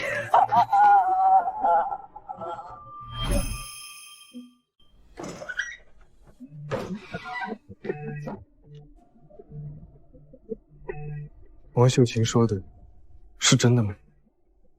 什么真的假的？你又在发什么疯？我问你，我到底是不是你亲生的？裴爷，你他妈是不是吃错药了？你不是老子生的，难道是从石头缝里蹦出来的？王秀琴都说了，她说是你想要一个男孩，我是她从霍氏医院里偷的。这个贱女人，老子给了她500万封口费，还竟然敢！为什么？你告诉我为什么？你为什么要这么做？你说我好，我现在就告诉你为什么。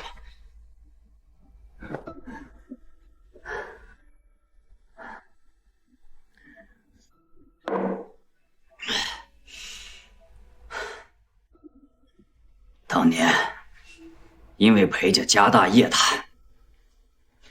你妈倪家也不容小觑。我们要想从京城老宅那边分点实实在在的生意到自己手里，我们就得有儿子，把裴家延续下去。没有儿子，杭城哪里来的裴氏？京城老宅那边，石头缝里漏一点东西出来，就够我们在杭城吃一辈子的。但前提是，我们必须得有个继承人。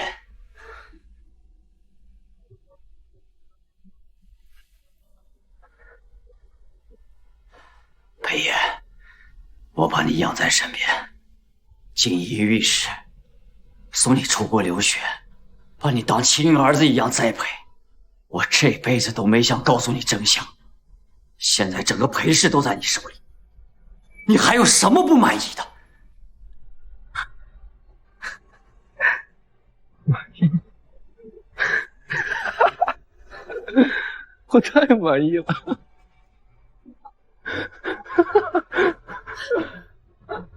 裴爷，你去哪儿？裴爷，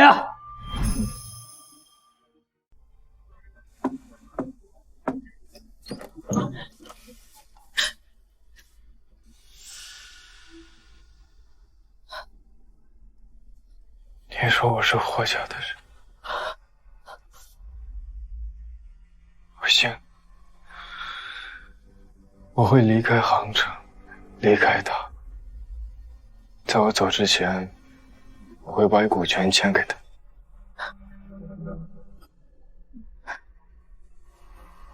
但这个秘密，你永远给我烂在肚子里。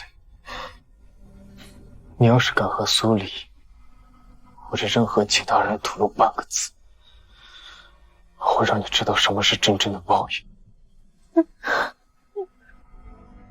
你是他生的，这次我放过你，绝对没有下一次。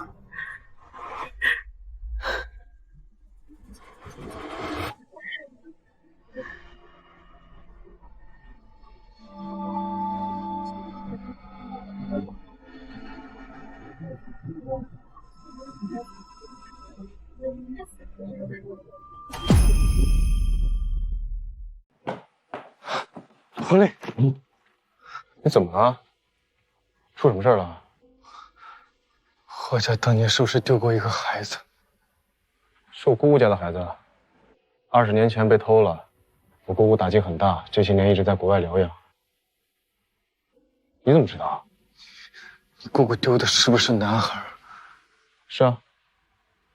你问这个干什么？告诉我你姑姑的地址。什么啊？我说，告诉我地址。裴野，冷静一点，把话说清楚，到底发生什么事了？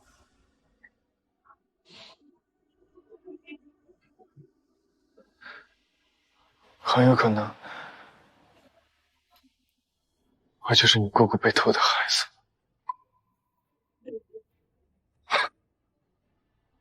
说什么胡话呢？我知道你最近压力大，但是别发这种癫。你是不是发烧了？没有发癫，我问过裴江山了，他不孕不育，苏黎是他领养的，而我是他从一个保姆手上买的。那个保姆他说我就是他从霍家医院偷的。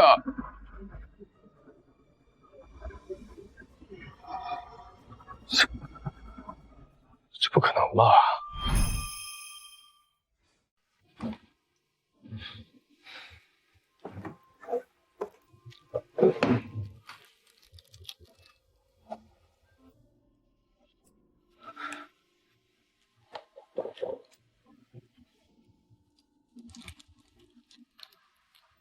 我会去加急处理，你在这儿等结果。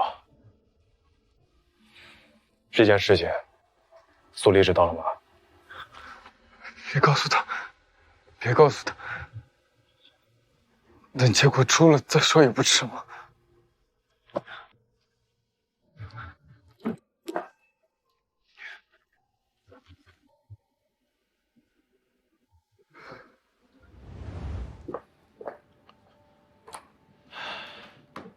结果出来了，你真的是我弟弟。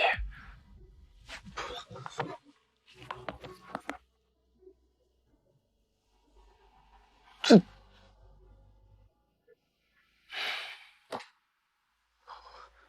我想去看看你姑姑，我的亲生母亲。我已经打电话告诉姑姑了，她很激动，声音一直在抖，哭了很久。她这些年一直在找你，从来都没有放弃过。直接去找她吧，电话和地址我会发在你手机上，她会在机场接你。裴爷，欢迎回家。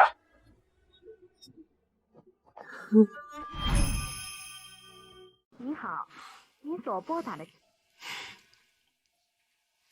怎么连续2天都联系不上？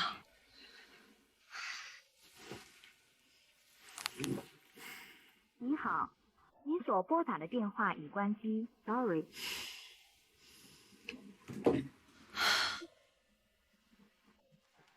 苏总，裴爷有消息了。苏总，是之前的股权转让协议，法务流程已经全部走完。因为您之前已经亲自确认目前协议正式生效。根据协议内容，您现在持有裴氏集团50%股权，是公司最大的股东。同时，根据裴野先生之前签署的附加协议，在他本人无法履行职务期间，由您代为行使总裁职权。所以，您现在也是公司的代理总裁。裴野呢？他人在哪？什么叫无法履行职务期间？裴总临时有紧急私人事务需要处理，出国了，归期未定。你有什么紧急的私人事务，需要这样不辞而别？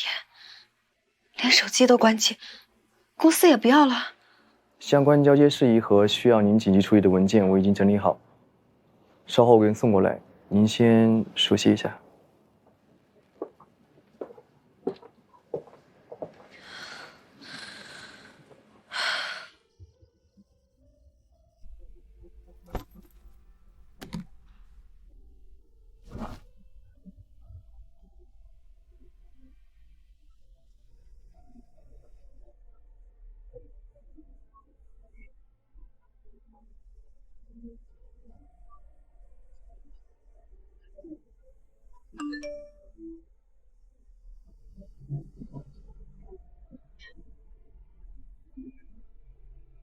苏黎，我们分手吧，孩子也打掉吧，公司当做是你的疗养费。黎黎，哎呀，你可太帅了，真是宝刀不老。刚在庭上那气场简直2.8米，这么多年没做律师老本行了，没想到自己亲自上场开庭辩护，还能那么拽，对方律师脸都绿。公司法本来就是我的强项。哎，对了，你这怎么有空过来啊？套牢不忙啊？你儿子在学校又跟人打架了，但是你侄女小苹果跟我说了，是对方小孩嘴贱，这俩人没忍住，就来了套混合双打。这不学校等着咱们去处理呢吗？走吧，我接上你，咱俩一起去。这还走啊，裴野，到哪儿呢？你看错了吧，黎黎，我看你是魔怔了。这都5年过去了，还想着那个渣男呢。赶紧走，学校是正事儿啊。走，走吧。来，你好，妈咪。看看，苏玉卓，怎么回事？什么怎么回事？就是你儿子欺负我儿子，还有他女儿，2个人欺负1个人，小小年纪就有暴力倾向。我们幼儿园可容不得这种人，我们要求必须赔偿叶莎，他们必须退学。苏玉竹妈妈，徐苹果妈妈，这位是李太太。小朋友之间是有点小摩擦，李祖月小朋友脸上确实是有抓痕，我们正在了解情况。竹竹，告诉妈妈，为什么跟同学起冲突？爸说我跟妈咪一样，是没人要的野孩子。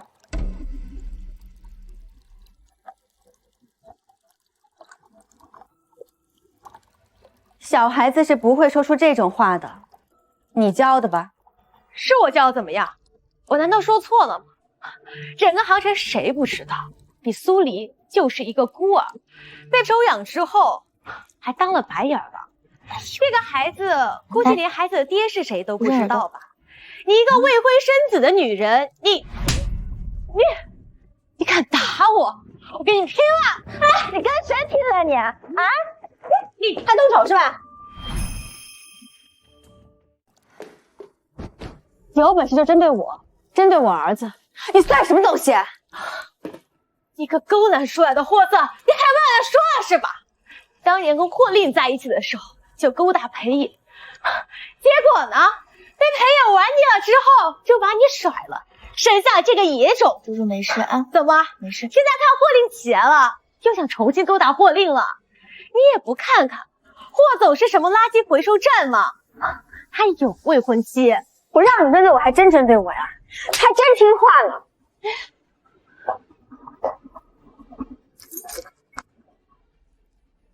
欢迎来告我，诉讼费、律师费我奉陪到底。坐，我们走。陈老师，拉偏架势吗？我和徐如兰女士每年给学校交的学费是比那位李太太少吗？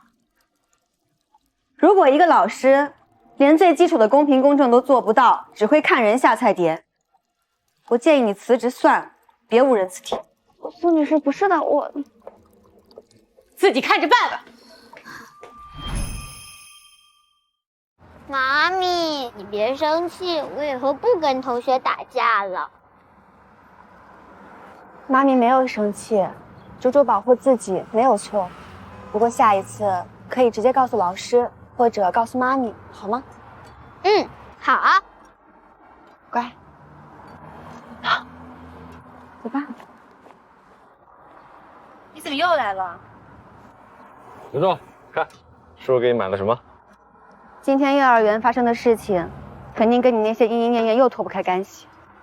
李太太估计又是哪个名媛的好姐妹。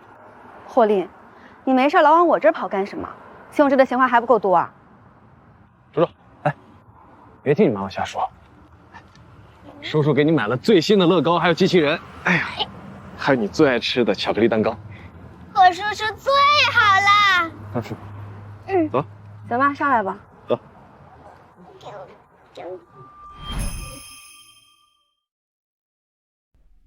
来打开看。哇，奥特曼！哇塞，这有光，相信光说得好。看，嘿，奥特曼，你说不相信，我也就不相信。哎，小牌子，喝完了就早点回去吧。嘿，好的，无影飞踢。猪猪，时间不早了，明天还要上学呢，洗澡睡觉去吧，好不好？好吧。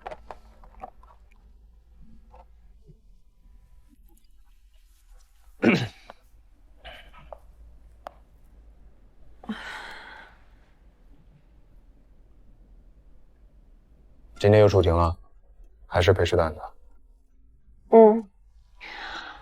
一个商业纠纷，赢了。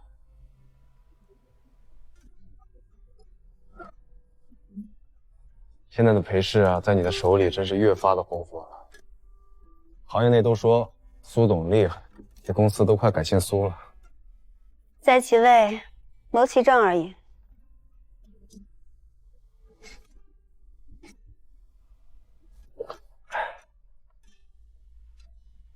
裴也回国了。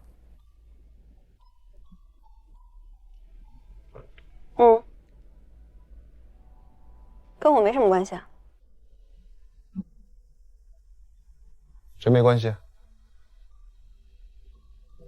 你们当年到底为什么分手啊？我问过他，他也不说。霍令，我跟他已经分手5年了，是什么原因已经不重要了。我也不想跟你过多的讨论他的事情。早点回去吧，以后没有什么事情也少往我这跑。行，我走。吃早饭啊。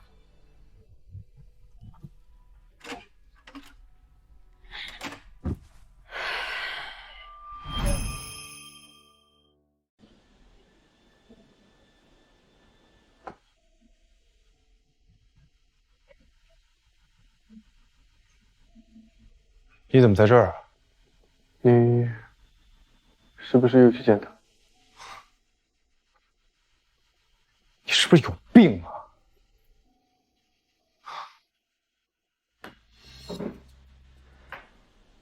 当年爱得要死要活，非他不可的是你，可结果呢？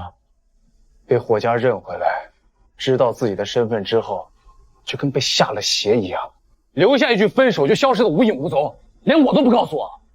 我原本以为你去一趟国外见见姑姑，散散心就回来了，没成想你一走就5年，5年啊，了无音讯啊！还不让我告诉苏黎你的消息，不让我透露你在哪儿。裴野，你知不知道啊？你孩子已经5岁了，聪明伶俐，长得跟你像一个模子里面刻出来的。可是他从小到大连自己的亲生父亲一次面都没有见过，你到底怎么想的？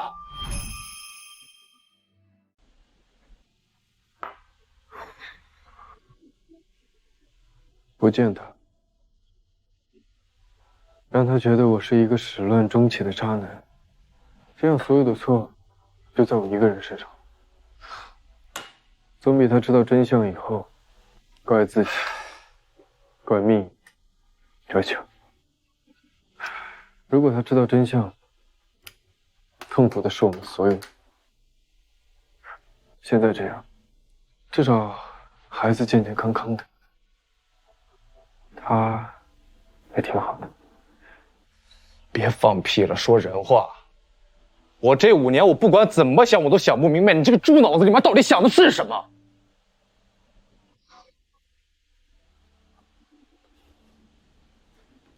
哎，霍叔叔，我能不能叫你爸爸呀？啊？为什么想要叫我爸爸？因为别的小朋友都有爸爸妈妈，幼儿园开运动会，爸爸妈妈都是一起去的，所以我想有个爸爸。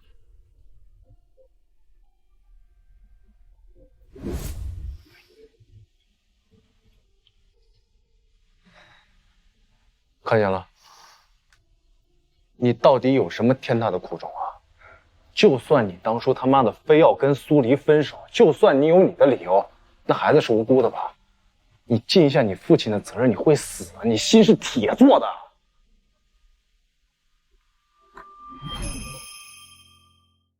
苏黎的母亲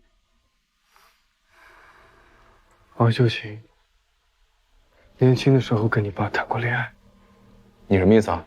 他说那个时候不知道你爸有未婚妻，也因为家世原因不被霍家接受，但分手了以后才知道自己怀孕了，生下了苏黎。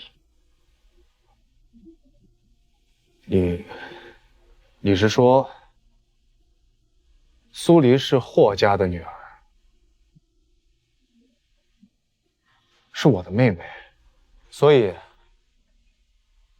你当初就是因为这个不告而别的？谁告诉你的？苏黎的母亲？是，就连我是霍家血脉，也是他告诉我。他还去跟裴江山说了，让裴江山买下我，也是他想让苏黎在裴家过得更好，主动去跟裴江山交易的。那我问你，我应该怎么做？是将错就错，将这个错误永远继续下去？我不怕身败名裂，我不怕千夫所指，我只怕苏黎他在知道真相后受到伤害，我只怕孩子将来被人指指点点。裴爷，你有没有想过，你觉得你是为了苏黎好，你以为你是在保护苏黎，可是他这5年就没有受伤吗？他一个人怀孕，一个人生产，一个人带孩子，还要扶起你那个摇摇欲坠的裴家，他所受的流言蜚语、压力、困苦，难道就比你那个所谓的知道真相少吗？而且王秀琴说的很可能是假的。什么？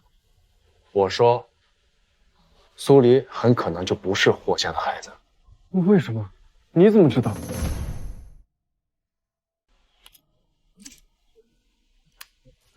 我爸他不是什么好东西，年轻的时候他就是个不折不扣的花花公子。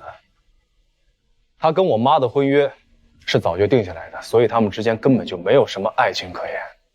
正因为是纯粹的政治和商业联姻，所以他们最害怕的就是会有丑闻，会影响两家的关系和股价。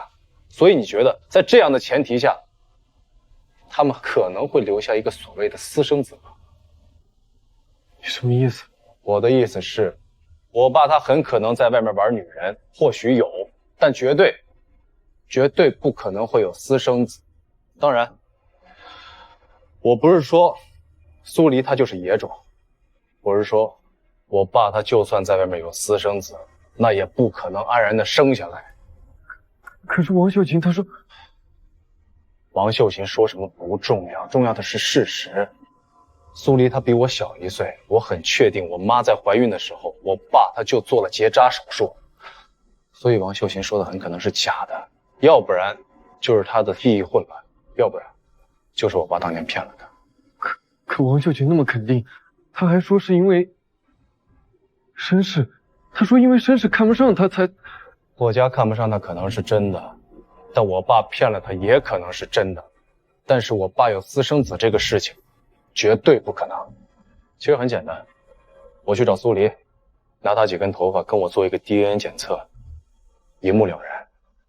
但如果结果出来，苏黎和霍家没有血缘关系，那裴爷，这5年你自以为是的牺牲和保护，那他妈的就是一个天大的笑话。你最好提前想想怎么收场。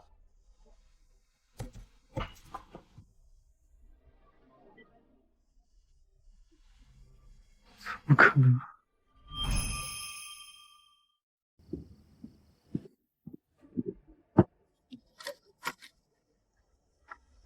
当年出事的时候，为什么不第一时间告诉我？为什么要自己做决定？你白白的浪费了5年。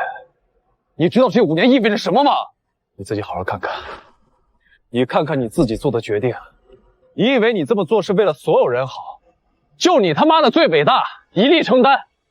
殊不知，这5年你的努力和付出，一直在深深的伤害着苏黎，伤害着竹竹。你错过了她的成长，你让苏黎一个人扛下了所有。现在真相大白了，这5年的时间，你要拿什么弥补和挽回啊？你好好想想吧，你要怎么跟苏黎解释，怎么去重新面对她？我再提醒你一句，以苏黎的性格，你平白无故消失5年，没有任何的音讯和解释。她现在事业有成，孩子懂事，生活重新步入正轨，她很难再重新原谅你了。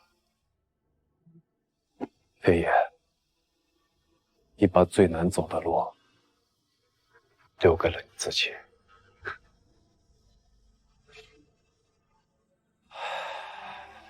你好好想想吧。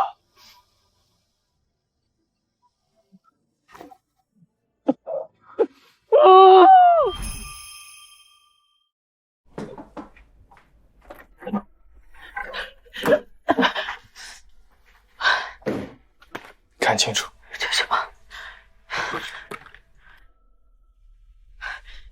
不可能，这不可能！分手的时候，他还给了我钱，让我把孩子打掉，是我自己偷偷生下来的，怎么会不是？怎么会不是？霍令很肯定，他爸在他妈怀孕的时候就已经结扎了，时间也对不上。苏黎的亲生父亲到底是谁？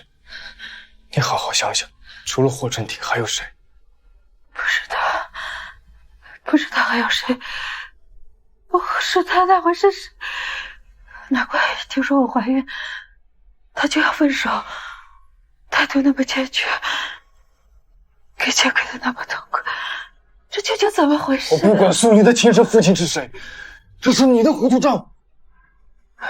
因为你的错误信息，我跟苏黎跟孩子错失了5年。5年，你知道我是怎么过的吗？这个错误，你必须弥补。我要你跟我一起去找苏黎，把你当年知道的、以为的所有事情跟他原原本本的解释清楚。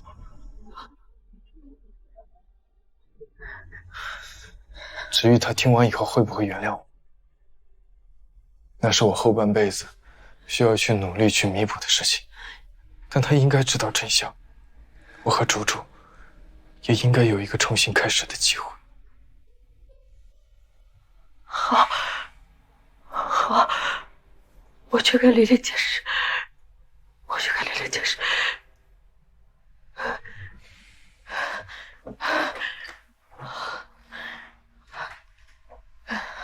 就这样。看手法。哎，你看这个锅罐。你俩咋样了？需不需要我帮忙？不用，姐，你平时工作就已经挺辛苦的了，你歇着就行。今天我跟如兰主厨，让你见识见识什么是米其林大厨的手艺。少往自己脸上贴金了。黎黎，你坐那儿歇着，一会儿直接吃饭就行。对。哎，应该是妈，我让她在楼下超市买点蒜蓉，这西兰花马上就下锅了。叔叔，帮舅舅开一下门。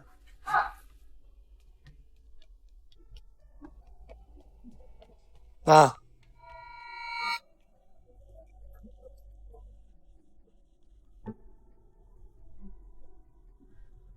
黑爷，你还好意思回来呀？这些年你小明啊，如兰，你先带孩子回卧室，我们跟黎黎谈点事情。宝贝们，房间里有最新的立体拼图，让我看看谁拼的最快。走，走，过来。舅妈，那个叔叔长得还挺帅的。走，黎黎。你们要说什么？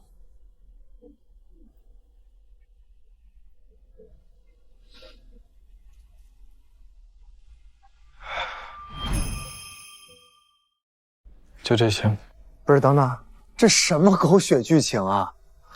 妈说姐是霍家的孩子，跟你是亲姐弟，你就相信了。而且你下去之后一走就是5年，我拜托你长长脑子行不行？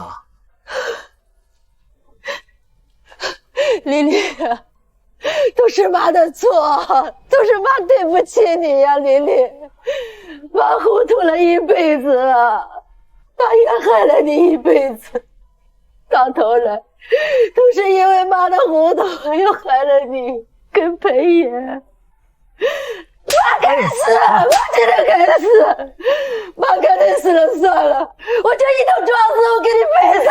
够了，你还在演什么戏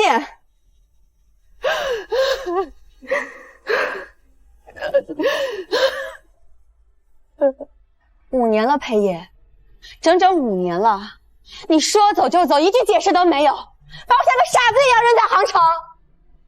我一个人怀孕，一个人产检，一个人面对那些异样的眼光跟流言蜚语，我一个人在产房痛得要死要活的上下猪猪。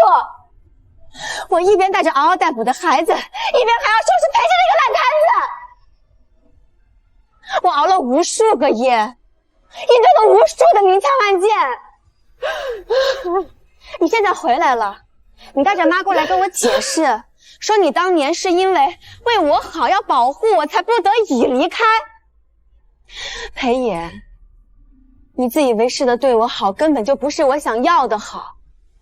这5年你所谓的牺牲跟保护，对我而言是最残酷的抛弃和伤害。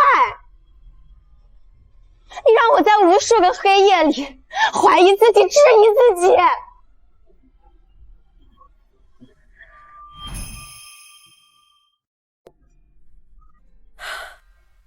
裴爷，姐说的对，我明白你当年听到妈说的那些话，你脑子是混乱的，是痛苦的，你不想让姐受到更大的伤害，你就想逃避，但逃避有用吗？你但凡长点脑子，你去霍家问一问，你多找几个人证实一下，姐至于受到这5年的折磨和痛苦吗？所以呢，说的解释我听到了，然后呢？你别过来。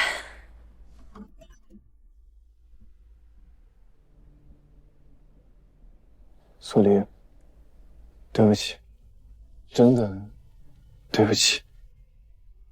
我这5年，每天都把自己麻痹在工作中，一刻都不敢停歇。我怕一停歇下来，脑海里就会出现你和可能已经出世的孩子的模样。我让人定期拍你们的照片、视频，每一次看，对我来说都像是凌迟。我也没日没夜的煎熬了5年，我可能以前觉得那样是对的吧，现在我才发现，那只不过是自我感动式的逃避。我知道，现在说什么都晚了，你弥补不了，我也不奢求你现在就能原谅我，我只求你给我一个机会，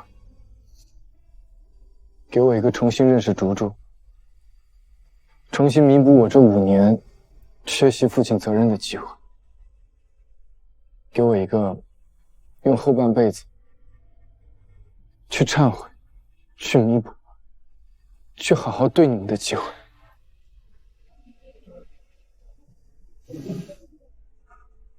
素离，求你。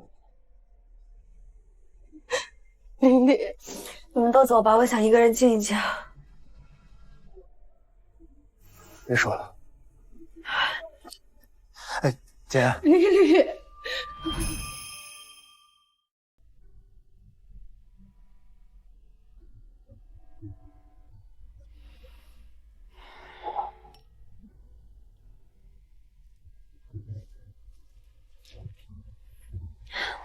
竹竹，怎么还没睡啊？妈咪，其实刚才的话我都听到了。那个很帅的叔叔是我的爸爸，对吗？是的。那他是故意不要我们、抛弃我们的吗？算是吧，但是也不完全是。那就是有苦衷喽。电视里都是这么演的。小孩子别想这些，现在已经很晚了，快去睡觉。妈咪，你以前就教过我要学会换位思考。如果你是他，你会做出像他一样的决定吗？如果我是他，在那个年纪，能做得更好吗？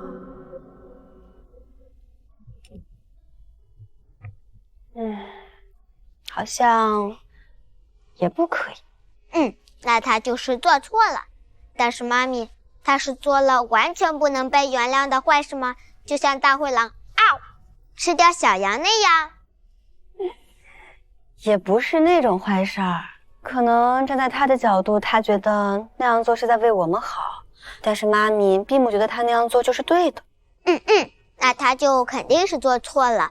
但是妈咪，错了就要道歉，就要挨打。我今天听到他道歉了，但是妈咪，你打他了吗？就像你打坏人那样，啪，用力扇他巴掌。这不是你要操心的事情，明天还要上学呢，睡觉去吧。那妈咪也要早点睡，不要一个人喝酒。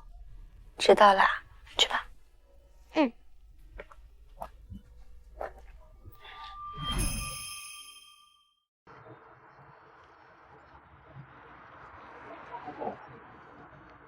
你叫什么名字呀？我叫裴野呀。那你是我爸爸吗？是，我是你爸爸。那你知道我的学校在哪里吗？我知道呀，竹竹在阳光国际幼儿园中2班，对不对？妈咪，你去上班吧，今天我要他送我，以后都要他送。当然可以喽，以后就让我来送竹竹上下学吧，这是给你带的早餐。跟妈咪说拜拜。妈咪再见，晚上我要吃可乐鸡翅。走吧。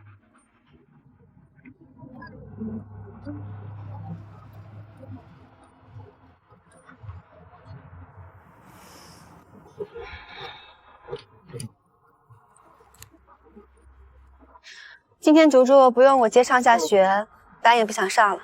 出来，老地方喝茶。你就这样让他把竹竹带走了？竹竹想要他送，我也没理由阻拦。那你是打算就这样算了？要轻易的原谅他了？我不会原谅他，但竹竹想要父爱，我也没理由阻拦。莉莉，说真的，其实整件事情最有问题的是阿姨，是她莫名其妙的跟裴野说了那些话，当年也是她把裴野抱走，造成这一切的源头。说白了，她这些行为都够坐牢的了。要不是因为她，你们也不会分开了5年，竹竹也不会一出生就没有爸爸在身边。我知道罪魁祸首是我妈，我、竹竹、裴野都是受害者。昨天晚上刚听到这件事情的时候，我确实气得头脑发热。不过我半夜冷静下来一想，只感觉一种无力的唏嘘感。哎呀，命运弄人，可能就是如此吧。昨天晚上我跟苏明也是一宿没睡着，翻来覆去的想，本来以为这裴野就是个见异思迁的渣男，谁成想这背后是这样的情况。这样看来，其实也不能把问题全怪在他身上。那你接下来打算怎么办？顺其自然吧。我跟裴野现在是竹竹的爸爸跟妈妈，这一点是无法改变的。至于其他的，我感觉我到这个岁数了吧，对那些东西也没有那么渴望了，或者说对所谓的爱情没那么执着。黎黎，人不管到什么年纪，内心深处一定是会渴望被爱，渴望被珍惜，渴望一段温暖的亲密关系的。这不是执着，这是人性。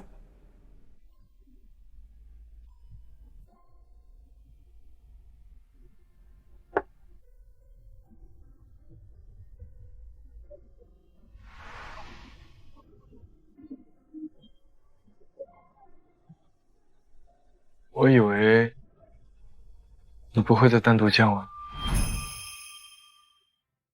有事说事。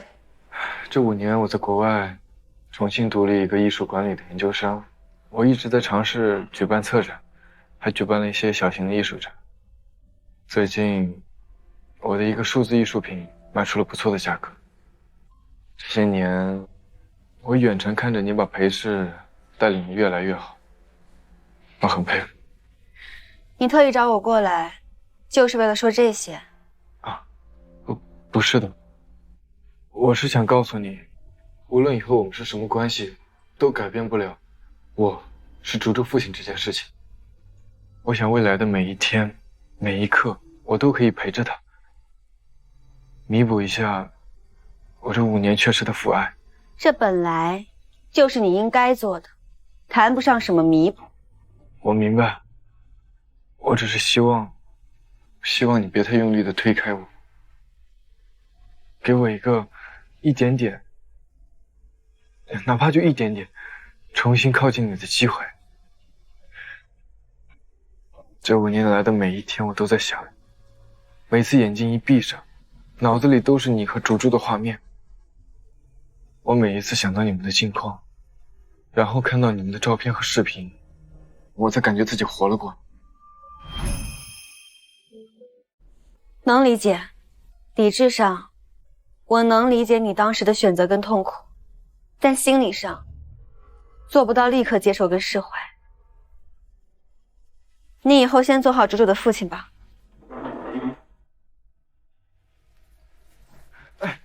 那我可以重新追你吗？没必要。有必要，我只有跟你待在一起，看着你，和你一起的时候，我才能感觉到自己真正的活着，人生才有了方向。裴野，这种话我20岁的时候听尚且左耳进右耳出，但现在我30加了，更是一个字都信不了，只会让我觉得你油嘴滑舌，毫无长进。我是真心的，我只想好好跟你在一起。然后呢？然后，裴野，成熟一点吧，我们都不是小孩子了。未来怎么样，一切看你的表现。但你现在这种死缠烂打、急于求成的招数，对我来说真的没用。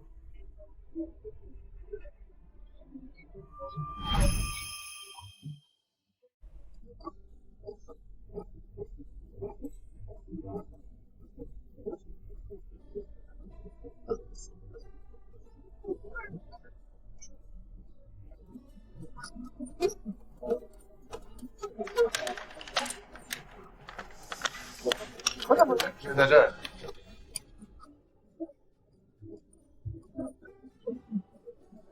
这里。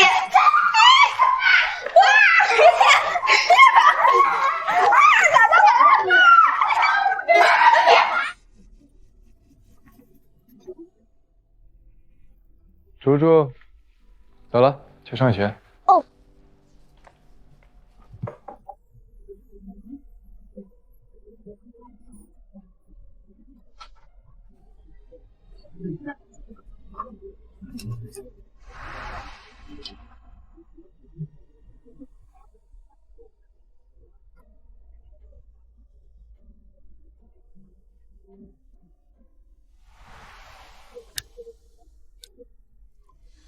来，竹竹，许个愿吧。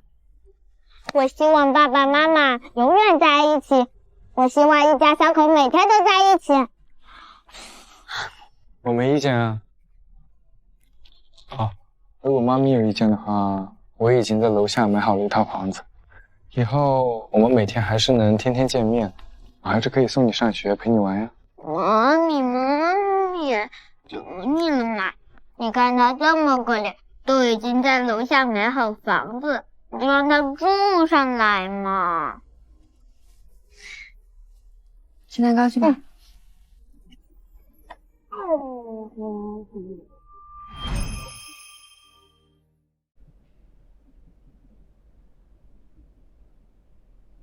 竹竹睡了，我也下楼了。裴野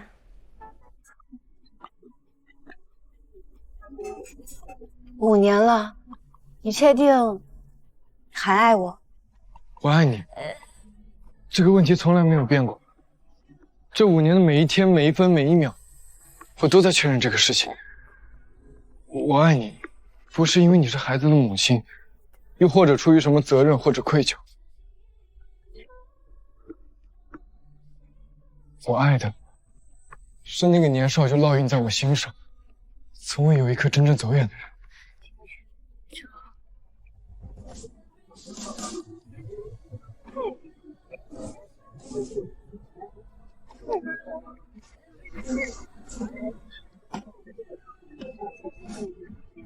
这一刻，我等了好久好久，久到我以为不可能。裴野，我还没有完全原谅你，但是我愿意跟你重新开始。